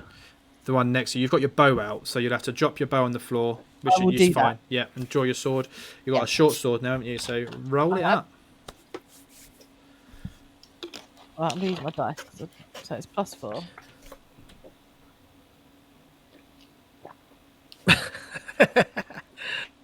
$13. I don't think that hits. That will hit. Oh, Yeah, against the one fighting Pock. Yeah, roll the damage. Thank you. 1d6 + 2. Not a lot of damage. Oh, 7. 7 points of damage. Still standing. One thing you'll notice when you hit it, there is no eruption of dust on this one. Oh, okay. Interesting. So I don't need to make a save or anything. Nope. Okay, I will. For the rest of my turn, I will look concerned. There you are.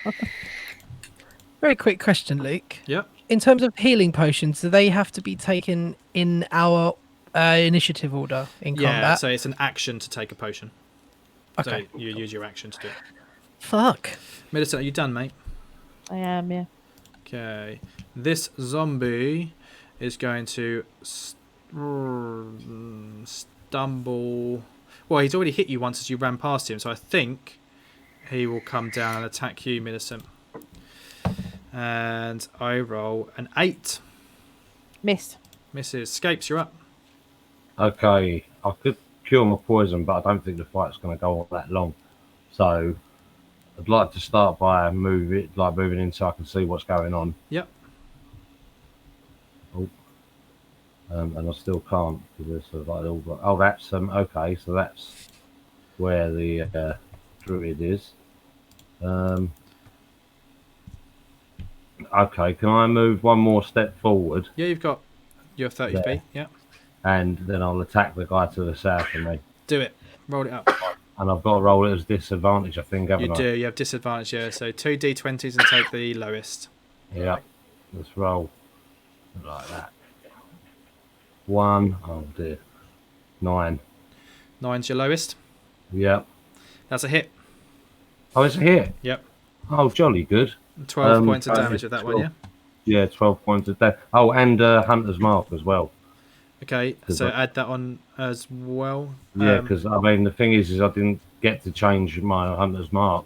It's all right. You use a bonus action to change it, I think. So that's fine. If you move it, it says it just goes on. Yeah, I'll allow it. That's fine. Yeah, okay, thank you. So you've done 12 points of damage, and then I'll add on your Hunter's Mark damage, another D6. Yep. Thank you, mate.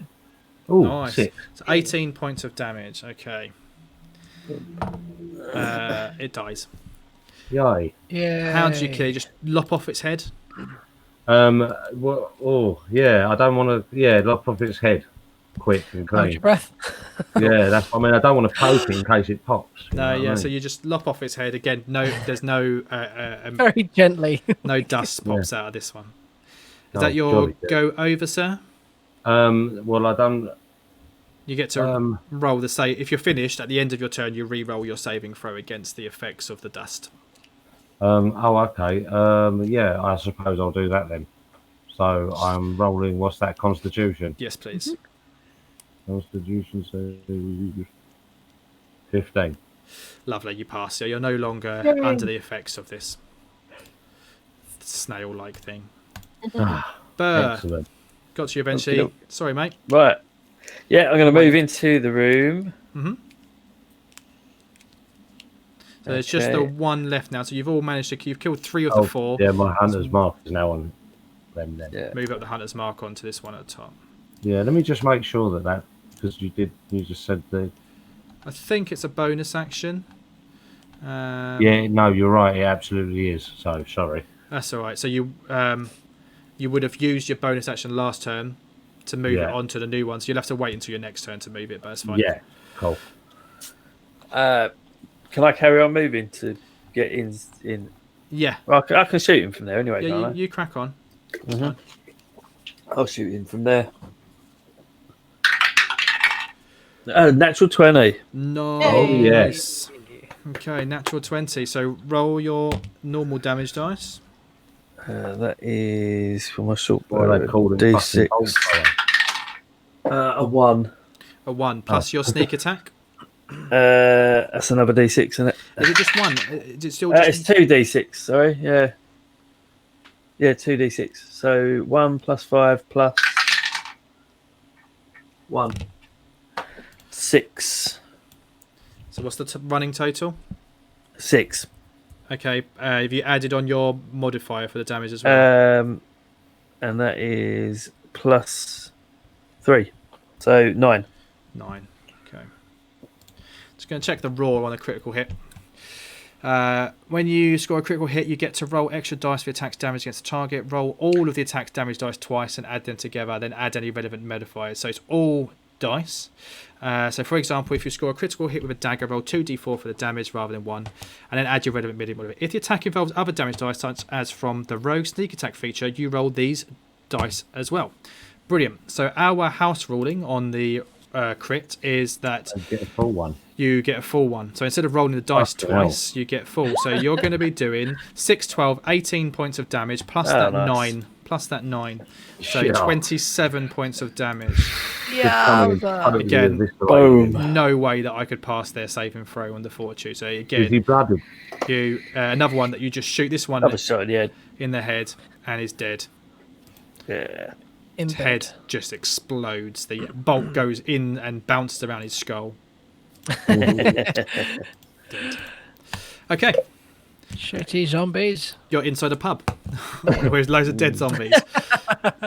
Is there anything in this pub that can we search the pub? You bet. can certainly roll me a perception to search the pub. Perception. Should we all do that? Plus If you're all 3. searching, yeah, absolutely. Yeah, I'll have a look. And I'll... 22. Lovely. So you have quite a good look. You kind of look behind the bar to see if there was any kind of cash box or anything left behind there. There is just nothing at all. There may be on the back of the bar, on the top shelf, a couple of bottles of brandy that bizarrely are still there, nice, well aged, that might fetch you a little bit of coin. or you could drink them. Who knows? Whatever you want. But no, there's nothing that you find. You search under the bar. You think, oh, there might be some treasure in here.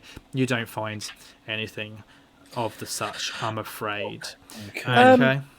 Is there any of this zombie dust on the is there zombie dust around after the killings? Yeah, so basically, like, as you hit them, they kind of cough and they spray this stuff. It only happens when they first take damage, which is why it didn't happen the second time you hit them. Have I noticed that it's if we inhale it, it's an issue, or is it if it touches us? Yeah. You know, so like in all fairness, let's have a look. It doesn't really say. I've just kind of given it a bit of flavour of its dust that you're breathing in, but it doesn't really specify. Okay. Yeah. Is there any way I could possibly grab a bottle from the bar, an empty bottle, and try and scoop some in?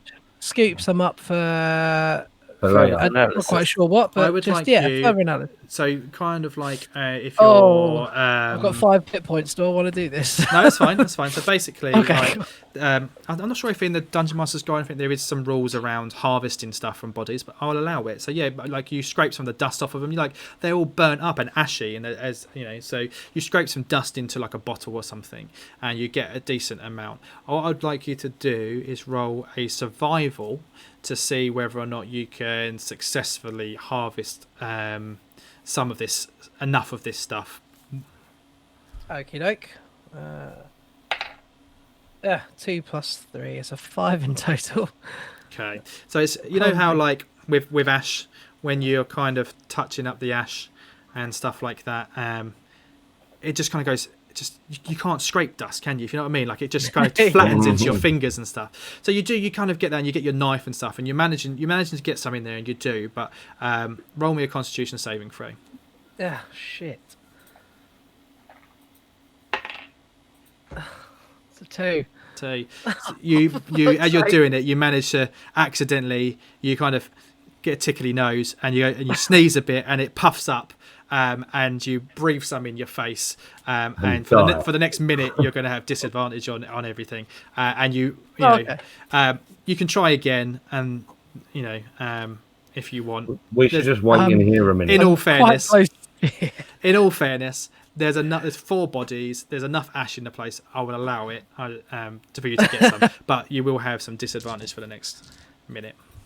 Okay, that's fine. Oh, give us a minute, lads. I took a bit of a fucking hiding in that fight. Did? Has anyone got any healing potions or anything? We've all got healing potions, haven't we? We Have bought one each. Yeah, you've all got. I think you've got one each. You could also, of course, take a short rest in here if you wanted to. Yeah. Oh, rolling hit dice would be the cheapest way to recover. It would be. A short rest is a rest of up to an hour. You've just you've been a bit battered and bruised. You've just searched the place, so that would be like within that hour you've had a little search and you've been just grabbing up this stuff. Yeah. And you can roll your hit dice. We'll do that off air. Let's have a quick break because I need a wee. Yep. One quick one, Luke. What was it Lecky Macon wanted to know? Yes, so Lecky Macon was raised a very valid point in regards to spells, magic. Okay, so basically, let me see if I can find it. Is this going to have to do with what you can't cast 2 second That's level correct, spells? yeah. So I was going to say it. Yeah, Misty Step is a bonus action, yeah? So it is a spell. So you can only use it on turns when you didn't cast another spell as an action. So you can use it if you use a cantrip as your attack. So basically, you can't. Whilst some spells are actions, some are reactions, some are bonus actions, you can't cast 2 spells in the same round. So if you cast a spell as your main action, like your Thunder Wave, you can't then cast a bonus action spell in the same round. However, the exception is cantrips. If the cantrip is a bonus action, you can, but not if the cantrip's a main action and the spell was a bonus. It's a little bit confusing, something that we need to research. So yeah. One last thing. Spell. Go on, mate. Oh yeah, one last thing. Where's Droop while we're about? Oh yeah. Where is Droop? Right at the beginning. Thanks, mate. Yeah, and the duck. Yeah, he's with the Yeah. duck. Right at the beginning, I'll add a token because I forgot. At the beginning, when I was going through the description of the buildings and stuff, I was about to blurt into Droop voice, and then one of you said something, and I've forgotten since then. So we'll add Droop to the map, and you can. Where the fuck have you been, you little toe One of rag? you Yeah, guys. thanks, mate. I'll give control of him to James Escapes, since he's kind of viewing him as his Lord and Mighty at the moment. But I'll do that in the break. So thank you very much for sticking around with us. We've got 8 people in the chat. We've been going for about 2 hours. Hello, everybody. We'll be back in 5 minutes or so. See you in 5. Bye. Bye.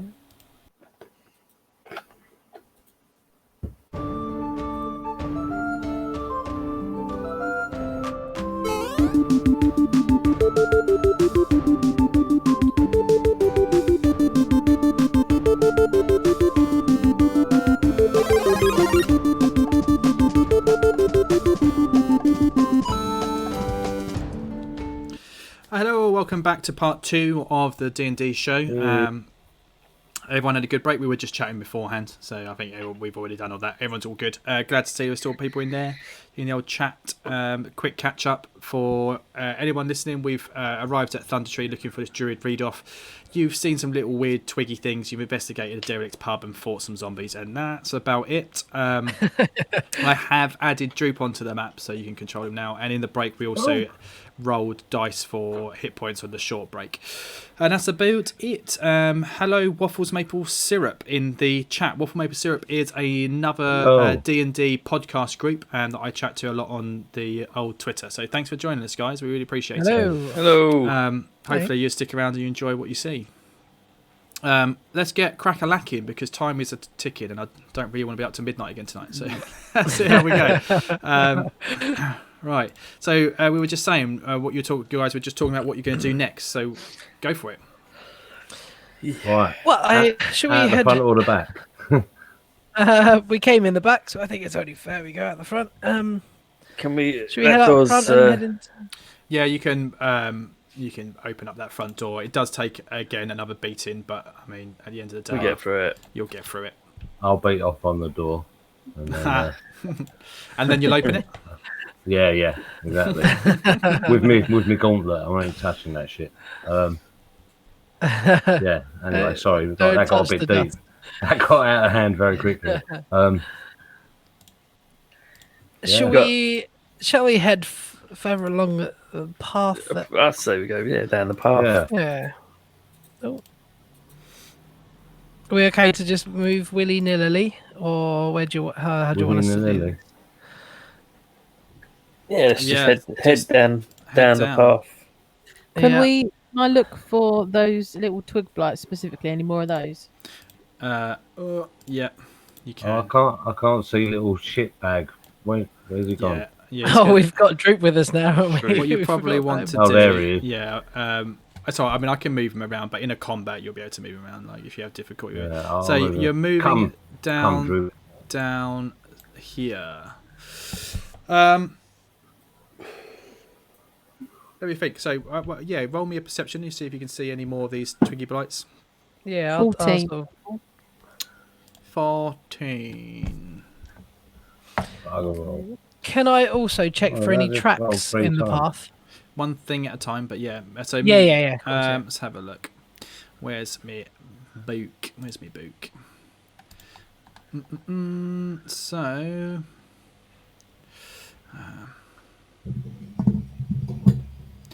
Yes. So as you're walking down here, Millicent, you're still kind of up by that building. But as you start walking down here, you can see. Oh, fucking buttons. What buttons do what? No, wrong one. Yeah. So down here, you can see a twig blight or two, if I can work out how to do more than one thing at a time. Okay. Hiding in all the thickets and undergrowth. There's loads of stuff down there that they're hiding, and they're not really hiding. They're not deliberately hiding. They're just in the bushes, getting up to bushy twig blight stuff. So when we saw these ones and the ones before, did they acknowledge they saw us? The first ones would look like they were curious as to what you were doing, and then when they saw you noticing them, kind of ran back into the bushes. These ones haven't quite yet spotted you, but you've just seen them. Yeah. Okay. As soon as I'm It seemed- able, I would like to light a torch, just in my hand. Pardon, sorry? If I am able to light a torch from my adventurer's pack, just to have it Yeah. burning. Yeah, absolutely. Yeah.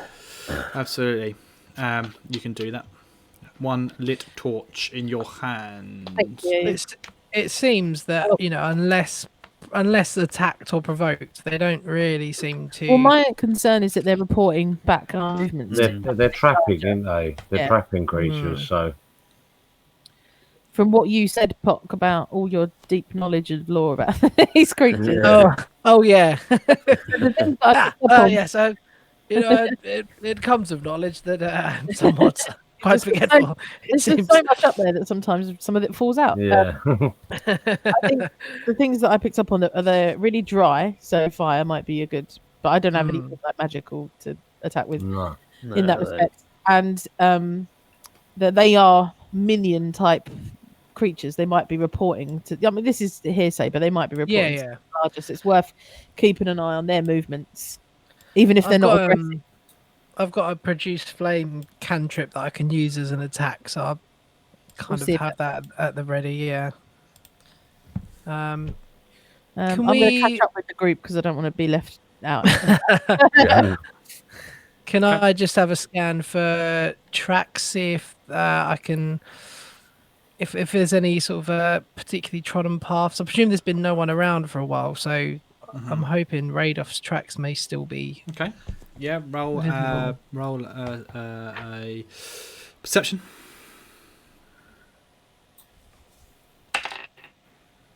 That is 16 plus 3, 19. 19, lovely.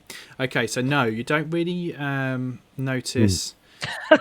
Excellent roll, excellent. Yeah, no, I mean, knowing that you know that there's these twig blights around there, you know they're little, and actually you do because it has been raining and there are some like mud. The grassy area is more muddy. You can see like little tracks of them floating around near the bushes, they running across the path and stuff like that.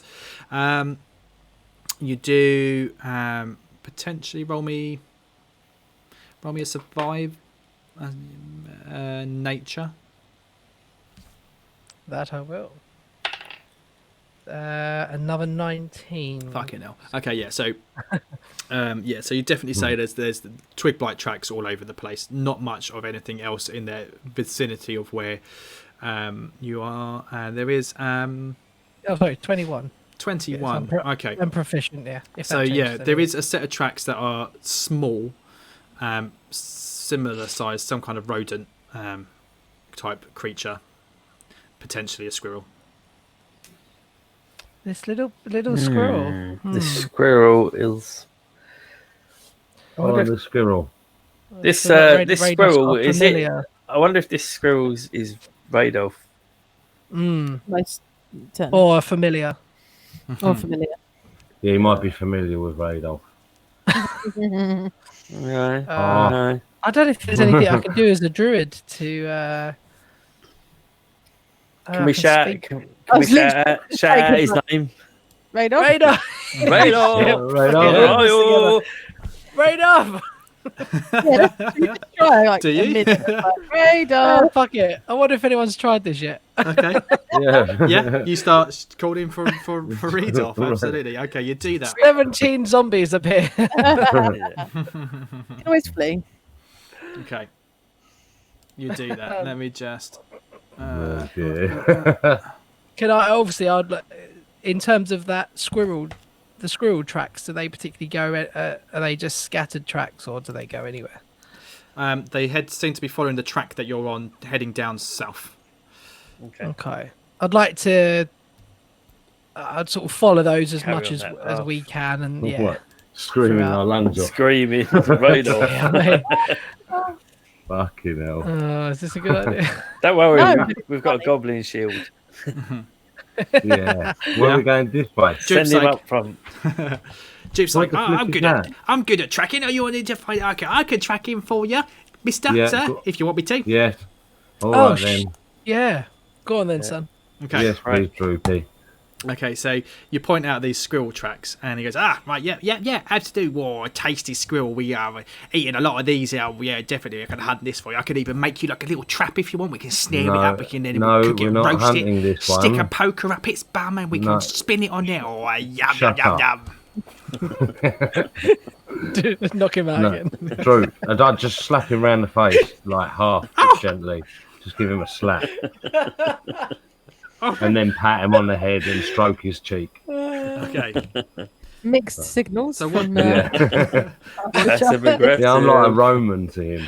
What do you want him to do? Do you want him to scout off and come back, or just lead like some kind of sniffing dog?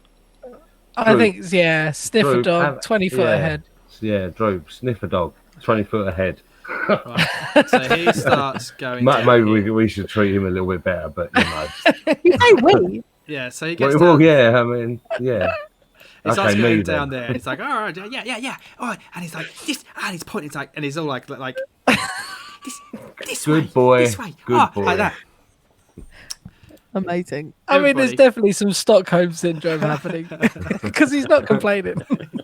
Yeah, it's bad. I feel really bad now. I Yeah. think we've taken this to a dark place. All those shoes are Nike ones or whatever they're called. Have you given him What's his he shoes doing? back yet? I mean, he proved himself. He killed one of those ghouls. You know, he could have taken that opportunity to run away, or to, Would it have knife just you in been your sleep. better if Millicent had just shot him in the back, really? Oh, poor Droop. No, I didn't say that out loud, did I? Sorry, Drew. Okay, what did he want? What you want? And he's like, this way. It's shh, this way. Don't scare him off now. All right. Squirrels. Ah, they're fine. We'll follow him. We'll follow little Cool. goblin fella. Stop where you are. Yay. Everybody, roll. Ah, sorry. Oh, perception. Me initiative. Initiative. Oh, we're skipping the perception. 12. 8. Ah.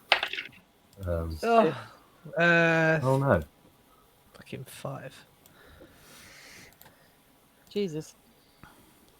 It's my Scanlan dice as well. That's That's a Oh, lot that's of. cool. Oh, yeah, a you lot of got been that. quite a lot of perspective. enemies. The 20 on it is like musical notes. Oh, that's nice. It's purple and black, but Nice. fucking rolled shit, so it don't matter, does it? Oh, broken roll 20. What's it doing? Oh yeah. Alright, what we got here then? There's Oh, no way of rolling initiative from their character sheets. Sucks. Oh, sorry, I didn't realise. Oh shit, hang about. No, mine's 12 plus 6. Sorry. Mine is 18. Yeah, roll your initiative. Add it onto the tracker for me. Jesus Christ. There's a. I don't know whether I should really mention this or not. There's a peculiar thing in my initiative Turn order order. list. yeah, I Yeah. know. I see that. What's that? There's a peculiar Right, thing I've never page. seen Oh. before in. Sorry about Okay, cool. Yeah. It wasn't just a weird, that. a weird I'm not sure rectangle monster. what that's doing there. Oh. There you go. It's a dick pic. rolled a 14. Right. Oh, these guys are rolling well. Oh shit, I can't even. Oh yeah, I'm listening Yeah, to how it's many quite a times lot. he rolls the dice. Jesus Christ. I think you're going to need your, whatchamacallit, Yeah, yeah? fuck Millicent those. I And, don't know, but maybe we shouldn't have walked into the middle of town shouting read off. Yeah, I kind of felt that was a bad move, but I That's didn't it, want really. to say Yeah, at the time. Droop. he's got to go Yeah, with it. Drew. Yeah, Droop, what'd you do that for? The last time. I'll slap Whenever I Droop fight Ness, again. you've got to let into. No, I don't. I I've don't. got this idea that Droop's a little bit like Manuel from 40 Towers. Come along. A little bit. Or like Mentioned it Aldrich. once. No, Yeah. Aldrich. I can't talk about 40 Towers, and that being. That's Oh. all. No, Oh, yeah. I was watching it today just because, yeah. That's all. I like it. Been taken off of UK Play or something like that, to, like the BritBox, wasn't it? Yeah, fucking nonsense. I think it's back on now, isn't it? A bunch of people that think they're doing the right thing that ain't really doing the right thing. they're Yeah, trying. that's a good Absolutely description of it. trying. Yeah, and I They're get trying, it. but getting it wrong. Yeah. I completely get it. This is kind of the whole thing. It's always been like this. Is where it is a. I think even on a Stuart Lee thing, he said something about political correctness being a kind of very awkward movement towards something better, and it's always going to be like that, really. Yeah, well put.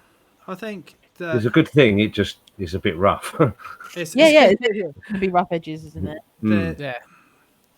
Well, this is a conversation we could have going for ages. I mean, let's, this ain't news. Let's play D&D. We can do 3 this. hours. Yeah, so let's just not get into it. Less respect than They're trying, and they're trying to do well, and their hearts are in the right places. But there are certain things that I think,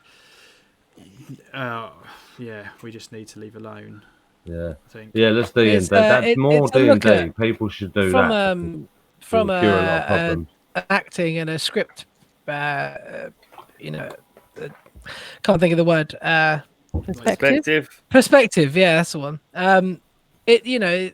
Half the time it's been misinterpreted that it's laughing at the characters and it's saying this is how fucking stupid people are saying these things. Yeah, Exactly. And that's Most of what Little Britain did was that it was laughing at Yeah, it was look, taking these a piss people out of exist, actual- we've yeah, caricaturized yeah. these people. And stereotypes, I should be which are silly. I should probably be absolutely hung up for it because I can't remember the bloody guy's name here from 40 Towers.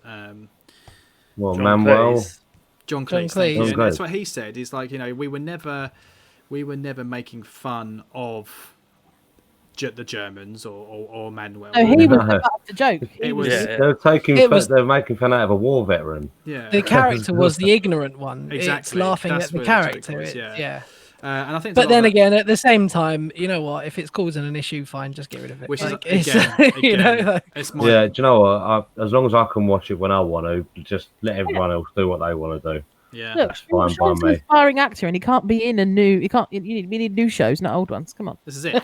Get rid of it. he can't audition for old shows. Yeah. I know, Let's like, crack on. So initiative, right? Okay. So basically, as you've walked down there shouting "Read off," read off, and then troops run ahead, About like, down 4,000 here, oh yeah, fucking the zombies. squirrel.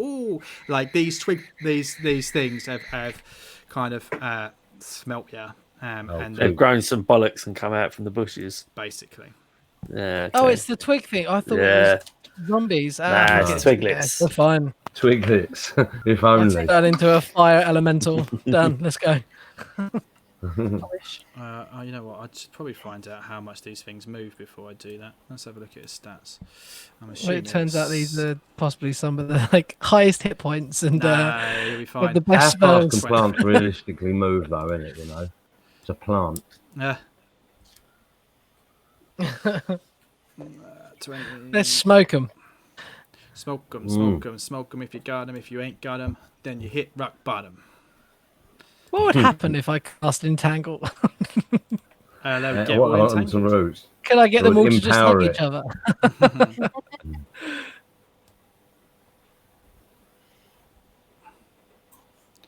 20 feet. Boom. Right there. This one is going to charge out, and there's somebody right there, Millicent. So he's going to Gosh. attack us. There we go. What kind of attacks they do? Let's have a look at his stat block now. A twig blight. That's a big old fucking box, isn't it? Claws. So they don't have any weapons or anything. They're little twig monsters. They run out and claw at you. Oh, that's a good roll. So that will be a dirty 20, Okay. which I'm assuming is going to hit. Yes. For 3 points of damage, of piercing damage, as it claws at you. Ravenous. They're hungry. They haven't eaten in a while. There we go. That's that Did one. And Group then have to roll initiative. Droop is in initiative. Oh, brilliant. Okay, yeah.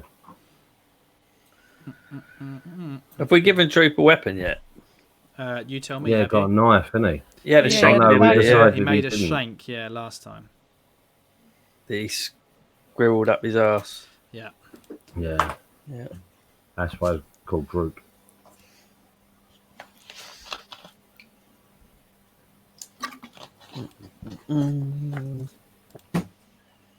Oh, you know what? I'm an absolute numpty because I didn't put you guys in order. So that guy's moved. That guy's moved. Burr, it's your go. Right. I guess I'm going to do some attacking, aren't I? So I shall move up to this. Is this guy in a? Sorry, this guy here. Is he in a building? Yeah. So basically, the description for these buildings are it's ramshackle cottage. Walls are falling down, debris everywhere. So let me just find it. They're ruined side-by-side cottages look as though they might have been the homes of prosperous shopkeepers or well-off farmers in their time. All that remains are collapsed walls and piles of debris. So yeah, so some of it where you can see is like, because it's all set up for you. So if you can't see through it, it's a solid wall. If you can see through it, then it's all debris and stuff. So I can attack through there? Yeah, you can, yeah. Right. Okay, attacking.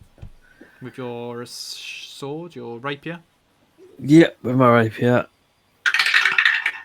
And that's, oh, great. 2 plus a 5. Just a 7. 7 is a miss, I'm afraid. Yeah, so damn. You're kind of stabbing him through that. Did you want to use my sneak attack? Well, you have to hit first for that. I have to hit first, yeah. You got your I can disengage, can't I? You got your 2 weapon fighting. Are you using rapier and dagger together? I will use my. Can I use my short sword? Yeah, you can use a short sword and a rapier together. Yes, you can. Yeah. So I got a roll to hit again. Yeah. 16 plus 5. Yeah. That will hit. So you hit him with the second attack. So on this one, you'll do 1d6. 1d6. You don't get to add on your extra modifiers. 1d6. 1. 1 point of damage, but you do get to add on your sneak attack damage because you have the swashbuckler feat. Is it fancy footwork or rakish audacity? One of those, which means that you basically now get to get your sneak attack if you're the only person in range. So you can do that. So I can roll with 2d6 again. Yeah. Okay, let's do that. Cool, that's good, isn't they? That's 9. 9 tail. You kill this twig bite. Boom. Boom. You just snap it in half. Okie doke. Good to know. Dead. Cool. Next up is this. Go away. Is this one, which technically I've already moved, and that one went from Millicent because I forgot to put everyone in order. That one's just been killed. So Scapes, you're up. Okay. I would like to do a movement of just 5 foot to there. Yeah. Then can I do a bonus action with Hunter's Mark? Yes. Okay, I'm going to do that because there's loads of them, so I might as well get this party started. Where is it? Spells. Okay, yeah, so Hunter's Mark. Yeah, we know what that is, plus the D6. And then strike him. Strike him in twain. Do it. Actions. There we go. Sorry about this. It's okay. Oh, only a 7. That's a miss, I'm afraid, that one. Yeah, so you missed that one. Okay, but he's marked anyway. But he's marked, okay. So this one gets to move to there. Oh, yes. Is there... that didn't do anything nice, did it?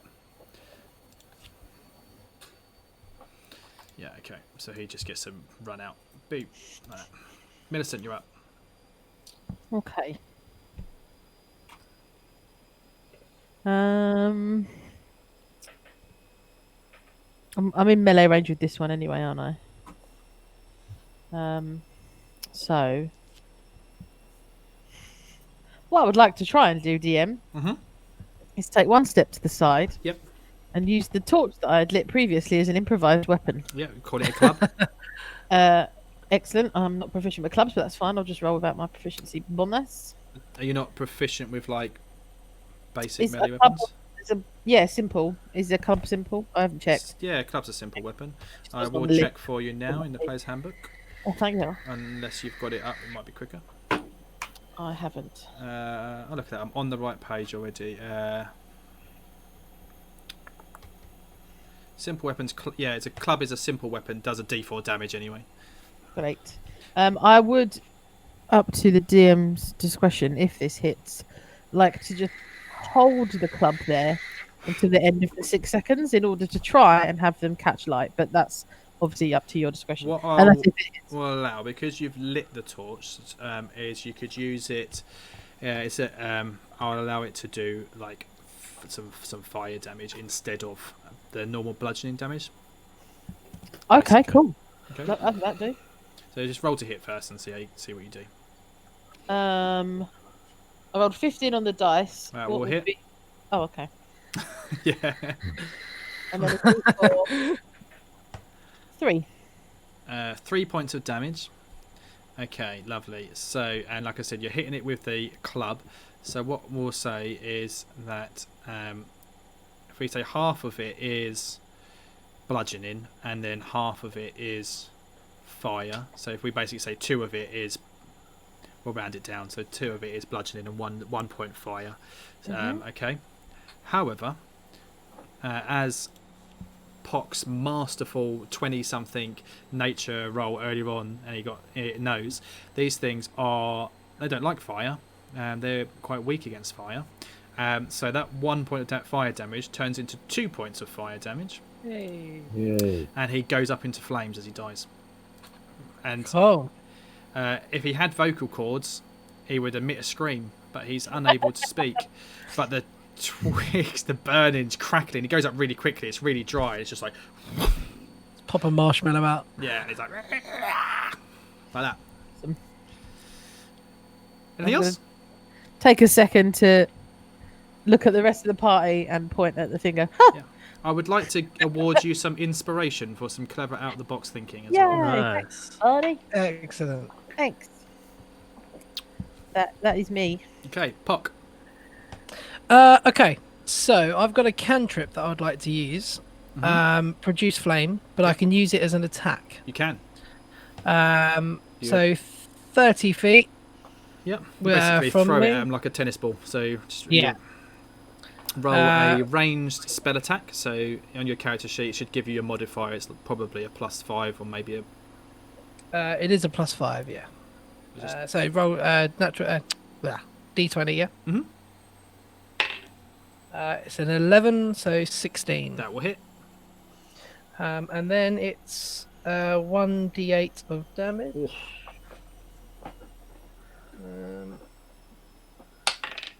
Fucking 1. Is that 1? No. Does it specify in the spell description that it does do fire damage? Damage type. It should be somewhere.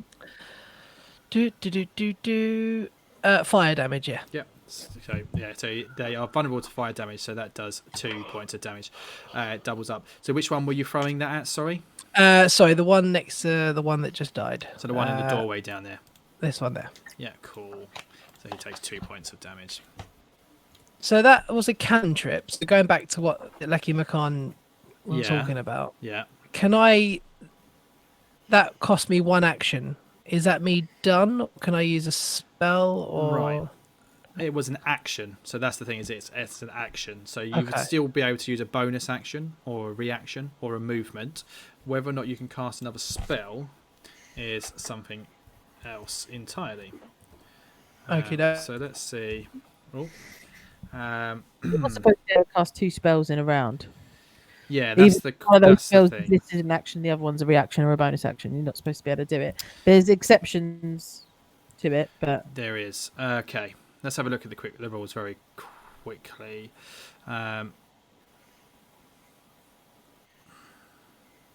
I was well excited about my produce flame. And Okay, it fell so- on its ass.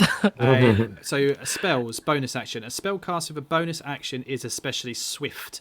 You must use a bonus action on your turn to cast a spell, provided that you haven't already taken a bonus action this turn. You can't cast another spell during the same turn, except for a cantrip with a casting time of 1 action. So you've used a cantrip, so you can now use a bonus action spell if the spell can be cast in As a a bonus bonus. action. As the bonus. So you can't cast a spell that requires a full action, but if the spell description, like Misty Step, says that you can use as a bonus action, then you can cast that. No, that's me done then, I think. Okay. Droop. Who's controlling him then? Me. You tell me what you want him to do. If you want him to chart, I want him to go here and try and. Well, I suppose he ain't got no fire stuff. Just go and poke that one. Okay, so you're like just shouting at him, Jupe, get in here. Jupe, kill. So you're going to run in there. Yes. Get the one that's slightly singed. Yeah. Okay. So he misses. Oh, what a. Give him a slap. So is he still just using that shank that he had? Yeah. Yeah. Okay, that's fine. Yeah. So he misses anyway. He charges in there. He's like ah, and just kind of stumbles, nearly falls over and misses wildly. Okay.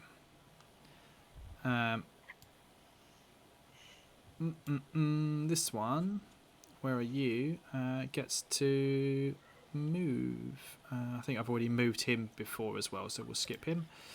And then this one, top of the round. So there we go. Cool. Well, what's going on here? Why are you doing this to me? There we go. Right. Boom. So 10, 15. Oh, boom. Okay, so this one is going to run up from around the corner. First thing he sees is Droop. So he's going to run in, attack Droop, and rolls something.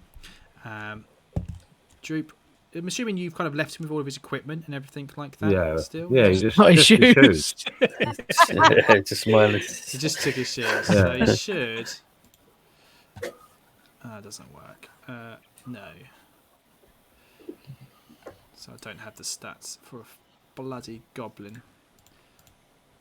I think his armor class is like 48 or something. Should be fine. I think I've got it here actually. So that's. You're mistaken his armor class for his thick skin. Yeah. Yeah, he needs it, doesn't he? So he misses anyway. He runs up clawing at Droop, and Droop's still kind of like stumbling all over the place trying to fight this other one, and he just misses. Next up is this one here. So he's going to move down and attack Burr, swinging his arms at him. He's going to roll a 16 against your armor class, Burr. 15. We'll hit for 3 points of damage. Okay. And then it's your turn. Brush that off. Well, I'm going to hit him back, and I so 13 plus 5. 18. Yeah. That will hit. So what are you hitting him with exactly? I'm hitting him with my rapier. Yeah, of course. Okay, brilliant. So that is a hit. Okay, so 1d6. Yeah.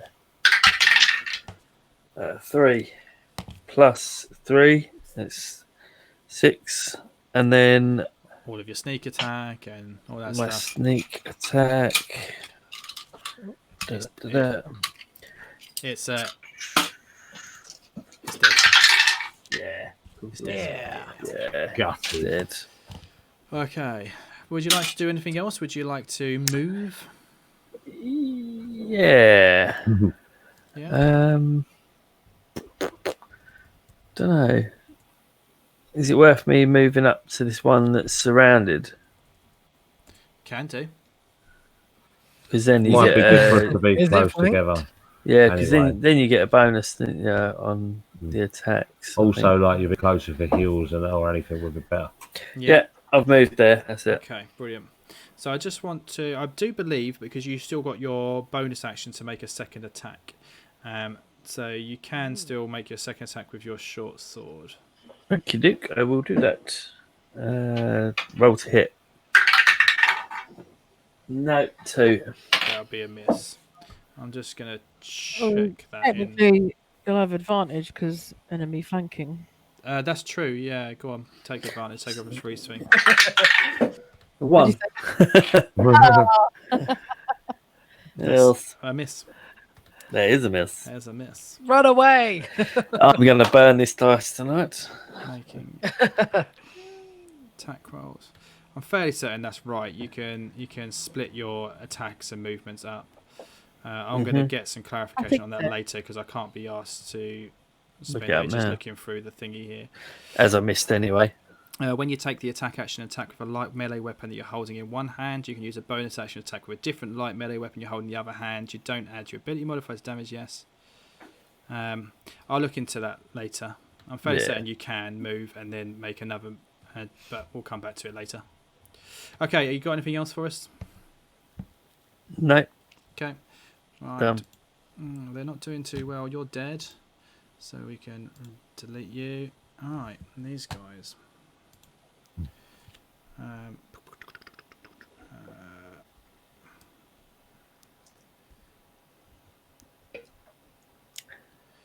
See, it says my cunning action says that you can only disengage, dash or hide. As a bonus action, yes. But the By the attack, you say you might be able to move. Okay. But the swashbuckler gets to, if you hit something with a melee attack, you can then disengage without incurring any opportunity attacks. So you don't have to use that cunning action as a swashbuckler. Okay, yeah. It's pretty cool. Mm-hmm.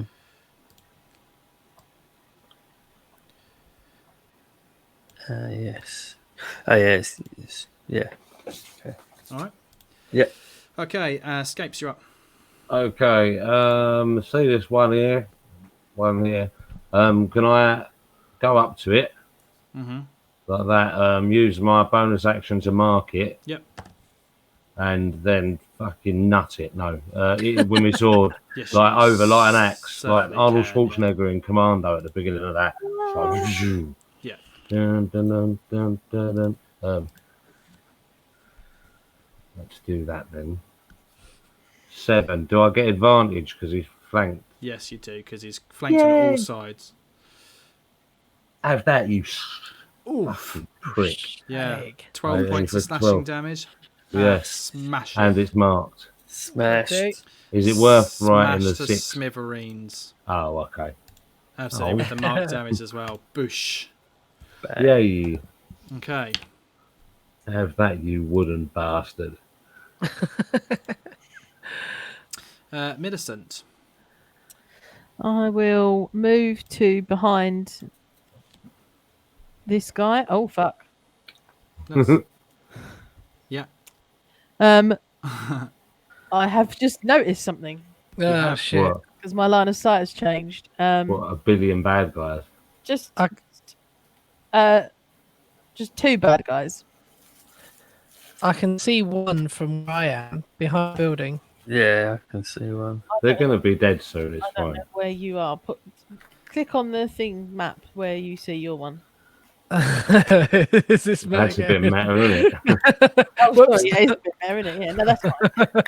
I just didn't know what building you meant. Sorry. Oh, sorry. I'm just going to shout over there. Sorry. Yeah, I think that building's pretty much collapsed. So No, 2. Oh, okay. Oh, there's the other one. I've lost. Yeah, okay. I found the other one. Okay, so anyway, I'm down the back of the one opposite Droopy, and I'm just going to hit him with my improvised weapon once more. 4. 11 to hit. That will be a miss. you can roll again though, can't you? Because he's flanked. Well, so I mean, his Droop isn't attacking that one. He was attacking okay. her, so this one's not quite flanked. Right. Okay. So I've watched that one. I've missed that one. What did you roll? 11. Yeah. Let me check his AC. Yeah, it's a miss. And then if I can take a second to be like, 2 more this way. Yep. That's it. Okay. Pock. I've just scrolled up on my map and realised there's one right near me. So I'm gonna head 5, 10, 15, 20. What have I got? So if you click and drag your piece, so if you hold it, click and hold, and then as you start moving him, if you push the Q button, it will tell you cracking. How far you're going, and then if you want to stop, you can push Q again, and it change so you can change direction. Do you see that? Oh, yeah, great, brilliant. I'm going to go here. Oh, it sent me back. Sorry, it's because I was dragging it, so I took it back. Sorry. Oh, okay. You are not allowed. I'm going to run over here. And then I'm going to use my Produce Flame cantrip to hit this mofo. Okay, do it. Oh, yeah. Sorry, I forgot I actually have to do it. It's a 10 plus 5, 15. That's a hit, sir. Lovely. So that's 1d8. Oh, that's an 8. 8 Fire points damage. of fire damage. He just disintegrates. Like there's Hmm. nothing left. It's just like literally just like, and then all that's left is a silhouette of his outline on the floor in ash. It's just completely obliterated, and he's gone. Cracking. It's Droop's turn. I assume that he'll turn around and attack the one behind him. Yep. Why Okay. not? All right. I've been rolling for. Do you want to roll for Droop? I don't mind. No, go on, mate. You do it. Yeah. That's fair. I think it's fair because otherwise, I feel like I've got extra and no one else has. It's not fair. You do it, guys. Okay, that's fine. So he turns around with his makeshift double shank fun. and misses. What? Yeah, Luke. You do it. Yeah, go on. That's fine. I did it, and he misses. Oh, he misses. Yeah. Oh, well, I'll do it next time. then. You'll do it next time. Okay. Oh no, where's Gavin gone? It's probably just nipped to the loo.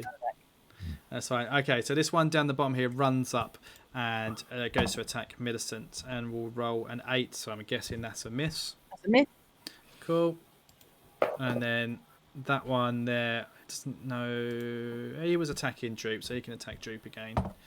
And that's a 12, which misses. Miss. And then Oh. you're dead, Burr. He's back. It's your turn, just in time.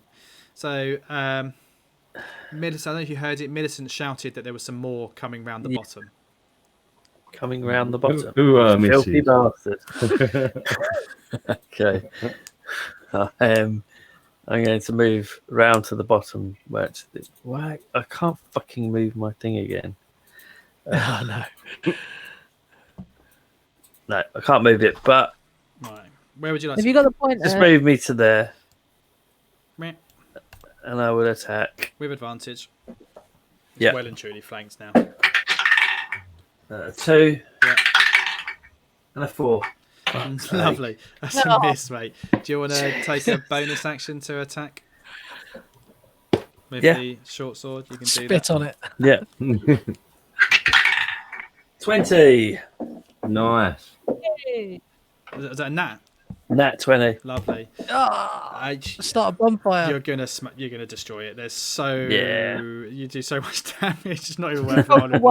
Yeah, when you're doing 18 damage right off the back with that sneak attack, and then plus whatever you roll. So again, I don't even know how you want to describe that one dying, but he does. I just In a pile of sap. trample on him. Yeah. Cool. Smash him back into the ground that he came from. Yeah. Fair enough. Like it. That's dead. Oh, I went one too far. Shit. Make a sculpture out of him. A little, just carve away for a few hours, whittle him down. Oh, it's only got 20 feet of movement. That sucks, doesn't it? Okay. Another one runs up to Millicent, but it can't attack because it's not got enough actions to do it. Escapes. Yeah, Okay. There's some down the bottom. It'd take me 25 to get to there, so I'd like to move to there. Go for it. Yeah, I'll just jump past Burr. And I would like to mark the one in front of me. Yep. With my buoyness and then smash its face in. Do it. Oh, is it advantage? Is it flanked? That one's not. Don't matter. I got 25 anyway. That'll hit. Yeah. Okay, long sword. So it's 5 points of damage on that one. Oh, sorry. Yeah, It it's rolls already there. automatically, doesn't it? Yeah. And then a D6. It's dead. Oh, Okay. Yeah. Sorry. So they really deflated then. You did that 1 point of damage with the extra. So it's ever so slightly more dead than it was before. Cool. By 1 point. Cool. Millicent, you've just got that one next to you, mate. Roll turn, and I will try to set it on fire. Natural 20.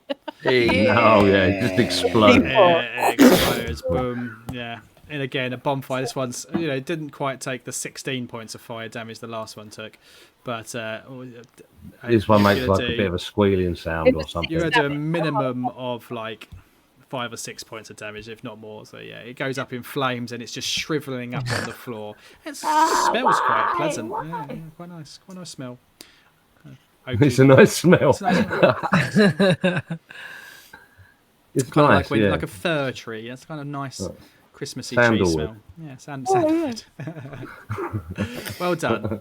Really nice, simple fight there, guys. Oh, we're done. Lovely. We Excellent. destroyed them. Oh You man, we're destroyed so them strong. all. Yeah, and Dupe's like, he's like, oh, I died. I couldn't get him. He just kept missing. Oh, I'm sorry. Second time you've done that, Drew. Remember last Drew. night? Remember the other night? Yeah, I stabbed that one in the neck. Yeah. Drew, Next time. I think it's about time you've earned a weapon. To be honest, after that, Yeah. fight. Well, to be 'Cause fair. just the necessities wise, really. Oh, really? And Yeah. the shoes? No, not your shoes. Oh. All right, forget about the shoes for now. You're so obsessed with the shoes. No, yes, yeah. Like, so, what weapon are you good with? What do you like? I can use a sword, and I can use daggers, and I can use bows. I'd like to give you my bow. Do you have a bow?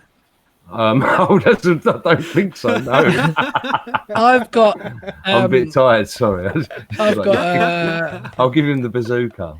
just give him the grenade launcher that I've got. You can have my axe. Have my sawn-off shotgun. Wait, let me see. I've got some javelins. I've got a spare scimitar or a quarterstaff if you really need Yeah, it. can you use a Let's give him a scimitar? scimitar. Yeah. But you Yeah, do you can realise have if that. you stick one of us with this, you are like dead straight away. No, you're not dead straight away. You're dead slowly. Oh, what's it? Nah, yo, my friends. And This is on loan. I want it back. And then I just kind of stretch him behind the ear. Return it in a better condition than it is in now. will my old It's armour brand fit him new. at all? Pardon? Will my old armour fit him? What was your old armour? Maybe it's just got kind of like leather on. Yeah, I just did. I think you just I think had I leather just- as well. I just did leather. Yeah. Yeah, so he's because you didn't strip him before, so he was already wearing kind of leather armour and stuff. Fair We were both in leathers, but you didn't strip him. Before we dear. go anywhere, I want to just gather up any remnants I can of these little stick creatures, and I want to make those little Blair Witch symbols and just hang them off nearby trees, if that's all right, with any leftover twigs. Okay. That's a sleight of hand, isn't it? As you're doing that, then, right? Oh, God. Ken, everybody, roll me a perception. Perception. 18. Oh, lovely, 14. brilliant. Okay, I'm Natural liking these new 18. dice. Oi, oi. Nat 20. cool. No, That's fine. 18.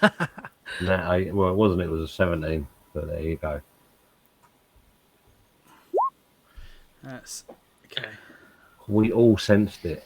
We knew something was there. Cool. Let's see if this works.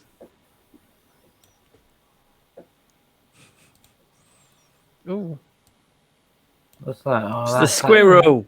Squirrel. Yeah, The freaking squirrel. It was an earthquake. It looked like a crack in the ground. there's a little squirrel. Squirrels and earthquakes, they're really easy to get confused. There's a little Right. squirrel. That's a run over squirrel. Yeah, that is a dead squirrel. Did you by any chance Google squirrel PNG? Yeah, so Roll20's got like a built-in thing you can search for stuff. Yeah. Amazing. Yeah, absolutely. There's a little squirrel there. Brilliant. And Excellent. he kind of scuttles up out of the bushes here and has a little sniff. And then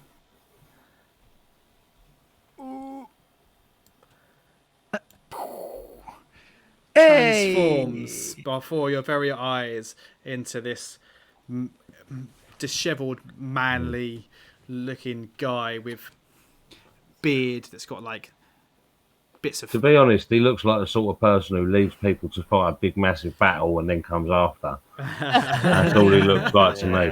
Potentially. And this I don't even know where I got this from. I think I might have this token I might have got online when back originally when Lewis was going to be playing a ranger. I think this is where I got this from. So I didn't use this. Doesn't come with the packet for read off, unfortunately. So read off. Let's have a look. Read off. Druid better talk to him really. So it's a gaunt, white-bearded human who doesn't. Well, it says, don't worry about that. That's all it says. That is his description. A gaunt, white-bearded human. There you go. Is that it? So is he not dressed or nothing? Is it just is that it? Butt Just- naked. Natural. Afternoon squirrel bullocks. So But just thinking of the guy in Monty Python in Life of Brian. You know, the guy in the hole. and he says, "Hey, did you see my sign? I left a sign. Did you see my sign?" We did see the sign. Thank you for the fair warning. I believe you must be read off. We've been looking for you. That I am. But the sign clearly states Yes. monsters. Well, you can clearly see we're equipped to deal with them. So what's your beef, mate? Yeah. Leave it, Gav. Leave it first. It's all right, mate. It's all right. Can't do. Well, there's some. He's all right. Some very dangerous things. The zombies. And these two things. We've encountered zombies just outside of the Thundertwee. Let me introduce myself. My name's Pock. I'm a fellow druid, and I used to live here 30-some years ago, and taught at local colleges. Pleasure to meet you, Radoff. A pleasure to meet you too. A druid, you say? Awesome. Pock just disguises a smile. Indeed, yes. We've been sent here. We've heard lots of things about you. Nilsa and Quellin at Orderly Farm back in Fandolin has told us many things about you and told us that this is where we could find you. Quellin? Oh. Can I just interrupt and go, yes, my name's Rory, by the way. Oh. Well, hello, Wally. I'm going to go. I said, sorry, my name's Roger. What? You said your name was This is Rupert. Rupert? Well. And Rosemary. And Woof. Yeah. Well, Rosemary, that's a great one. very, very pleased to meet you all, but the sign clearly stated that there was monsters and zombies. You think you're big tough guys, do you? Look, not at all. Look, we have a come death here. wish? No, we come here looking for you, and we are heading to Cragmore Castle in search of the Black Spider. We are looking for the Black Spider and Glassstaff, the head of the Red Brands. We believe that you can help us with this quest, and we've been told many great things about you, actually, about your quests and things you do, and we hear that you may be looking for the same people, and we could possibly help, and you can help us, and we could all be one big happy family. Whoa. That was intense. Intense ending there. That's a lot of information to put on my plate, but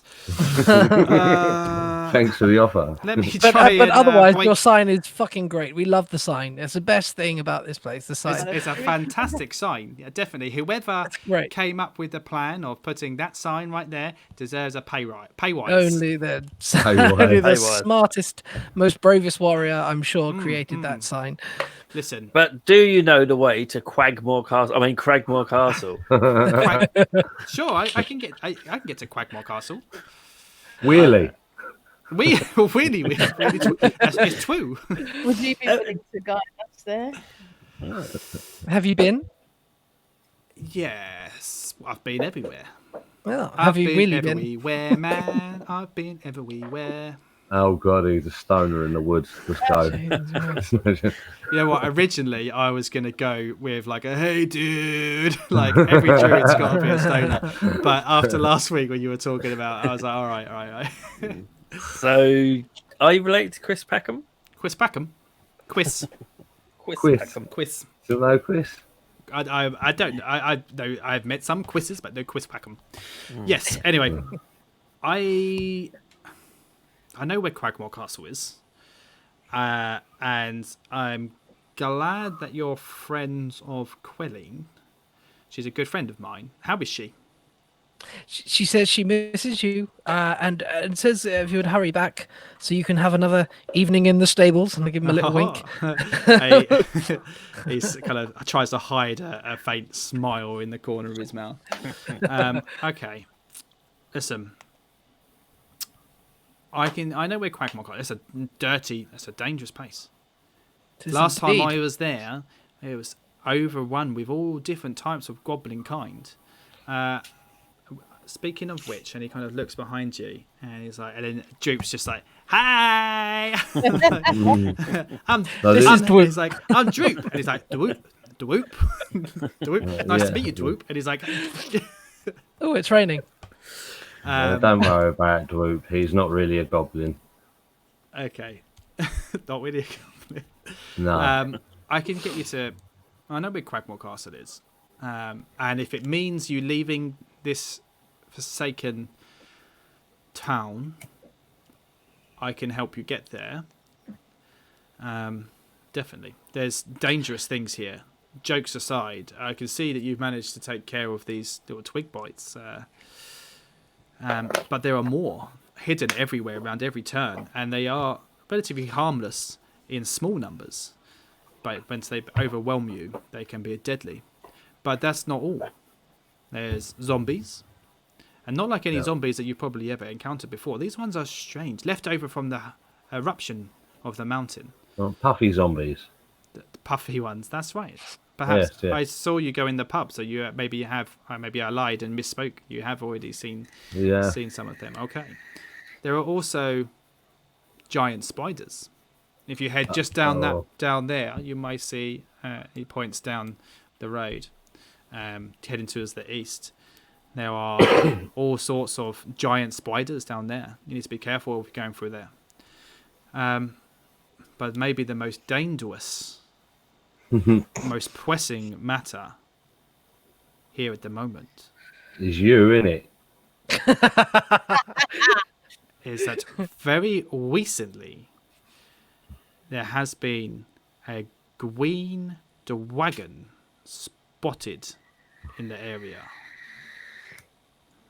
And I believe, though I have not seen him yet, I have found his lair in the old,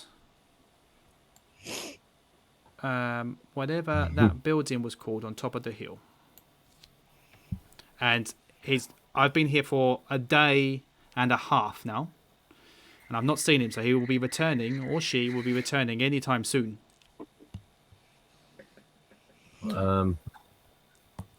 Is that why you're here? Are you looking to defeat the dragon, or defeat a dragon? What is your reason for being in Thundertwee, Radolf? You're very intuitive, young man. Yes, I am here investigating rumours of a dragon spotted nesting in the area, and yes, but the full reasons of me being here is to the moment is not important. What is important is that if you stick around here making as much noise as you have been, then you will bring destruction down on us. A little squirrel running around will go unnoticed. 4 of you brutes, maybe I open a bag of crisps.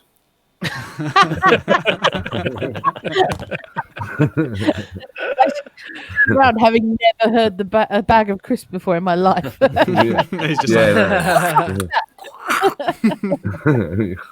Carry on, don't mind me. Radolf, I wish to bring no further damage to the town that I grew up in and spent my life working in.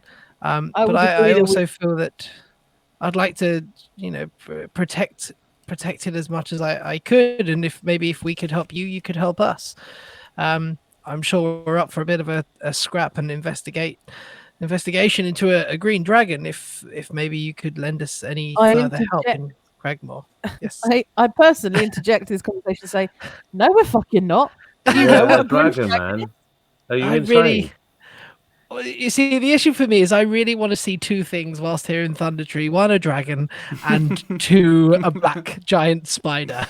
Was it a black spider, giant spider? It was a giant spiders. Yeah, in some of the old buildings there were giant I would really, really like to see one of those and a dragon. I wish we'd known this about him when we actually picked him up. Purely for selfish reasons.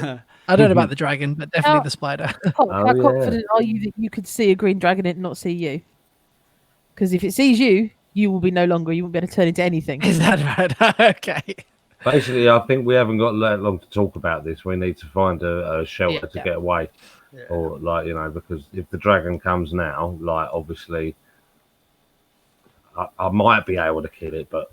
Who knows? Radolf, have you got lodgings here? How are you surviving? Are you I've been druid surviving? There's a house that just over there, and he points literally just across the road from where you are, which I've been staying in. Yeah, it's one of the more still intact buildings, which was cleared, just clear. I leave all the buildings alone, to be honest. I'm not here to really interfere as much. So the zombies, I stay out their way. The twig blights, I stay out their way. Too fast for them, too quick. But that one there, that one's pretty cozy. Is that a good place? Sorry, go on. I was just going to say, let's at least get off the beaten path. If the dragon flies over, be seen. Yeah. Could we possibly just use your quarters just temporarily for a short rest? Sure. Please. That's a very, very good idea. I was going to suggest it myself. Maybe even a long way. Depends what the tea's like, of course. Probably. Can we come in? Knock. Yeah, just you can come knock on the door. I can't move, so. You're still not moving. Can you see at least? Yeah, I can see. It's a bit strange, isn't it? We just left him behind. Weird. He's got a little bit catatonic of late, hasn't he? Yeah. Can we go in? Yeah. Can we move our thingies inside? Yeah. Oh, everyone's here already. So it's an old cottage, and like I said about the pub, there's old pieces of furniture dotting around and stuff, and he's trying to kind of make it fairly homely. Some like a straw mattress bed and chair and tables. It would have been once upon a time somebody's cottage, somebody's home. Let me see if there's anything on it in the actual book, but. We'll see. A small house appears to be in a better condition than the ruined and dilapidated structures nearby. Yeah, and that's it actually, because then it says the doors are reinforced with heavy iron bands and thick shutters protect the windows, but he's let you in. So, and that's about it. Okay. Let's see what else it says in here. So, basically, it's midnight. So that probably seems like a good place to end it. Cool. So is he going to help us though? We have a pot ahead. I don't think we want to stick around in Thundertwee, really, do we? Nah. No, I mean we ain't got a chance of fighting a dragon. I don't think at level 3. If everything's as derelict. We don't want to go on the top of the hill. Can we take him with us then? Did he say he's going to come with us? Yeah, I think I'd like to quickly have that discussion as to whether he can lead us there. In this place, he will guide us, Yeah. So he basically says, right, do you have a map? Do we have one? I No. think you do. You got one from we did. Hallia. Did we get one? Yeah, you got one from Hallia Thornton. Oh, okay. Yeah, we do then. Cool. So he basically describes to you where to go, and he draws it on your map. And he basically says it's in this area. The maps aren't exact, so it's like I can't draw it exactly up with pinpoint accuracy where it is, but it is in this area in the south of the wood. And then he describes to you how to find a path. It's like if you walk around the woods around this area, you'll find a path. Just keep on searching around, you'll find something. Be very careful because there are patrolling goblins and hobgoblins specifically out in that area that patrol. Be really, really super careful when you go there, because it's not just goblins. They are led by a brutal hobgoblin. They also have a brutal bugbear. They've also got hobgoblins with them. I don't know this black spider that you asked about.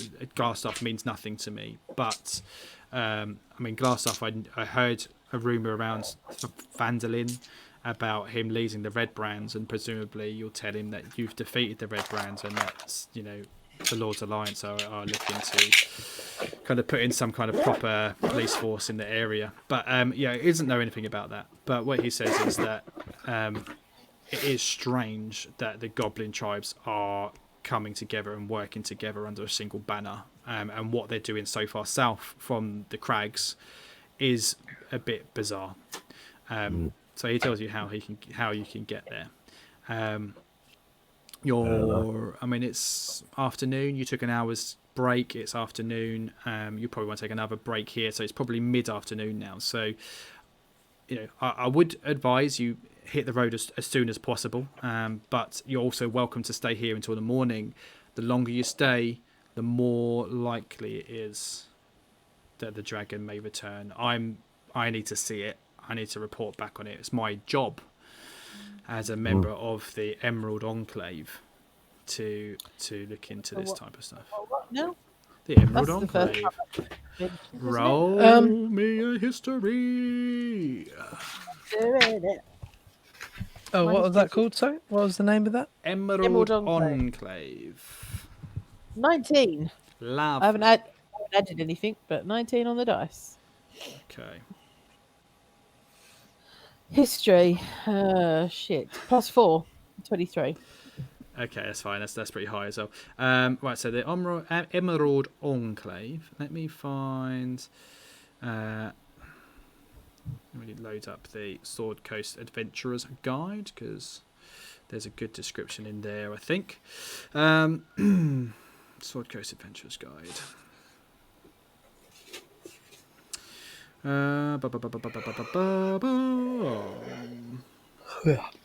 It's going to take me 8 minutes. There's a brief description here. So, it's a widespread group of wilderness survivalists who preserve the natural order while rooting out troublesome threats. The Enclave works to restore and preserve the natural order by keeping the elemental forces of the world in check, preventing civilization and the wilderness from destroying one another, and helping others survive the perils of the wilds.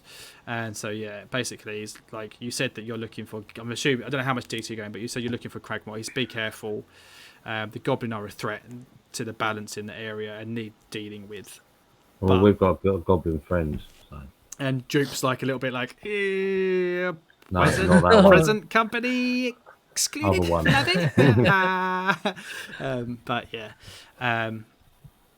and King Grow, I presume, is that bugbear, isn't it? The leader. Don't know his name. Okay. Sorry. But I didn't introduce myself and say, "Oh, hi, I am Readoff the Druid. How was your name, please, King Sir?" No, but yeah, big, scary bugbear. Yes, wolves, the lot. Cracking. Well, cracking stuff. Are we allowed along? I mean, I presume that we're sort of setting off once we're rested. Up for you, but we can discuss that off air and sort it out next week, because it is time to call this a day. That's the end. We'll find out more next week on the amazing adventures of the D&D show. Yeah. Okay. Thank you very much, everybody. All the people in the chat. We've still got 10 people at the end. That's been pretty fantastic. So thank you all for being with us. Yeah. Cool. I've been kind of keeping an eye on it, and I think a lot of it, again, is them talking amongst themselves. So if you have any questions, if there's anything in there that you wanted to ask that I didn't pick up on, drop us a line. You can find us on Twitter at Show D&D.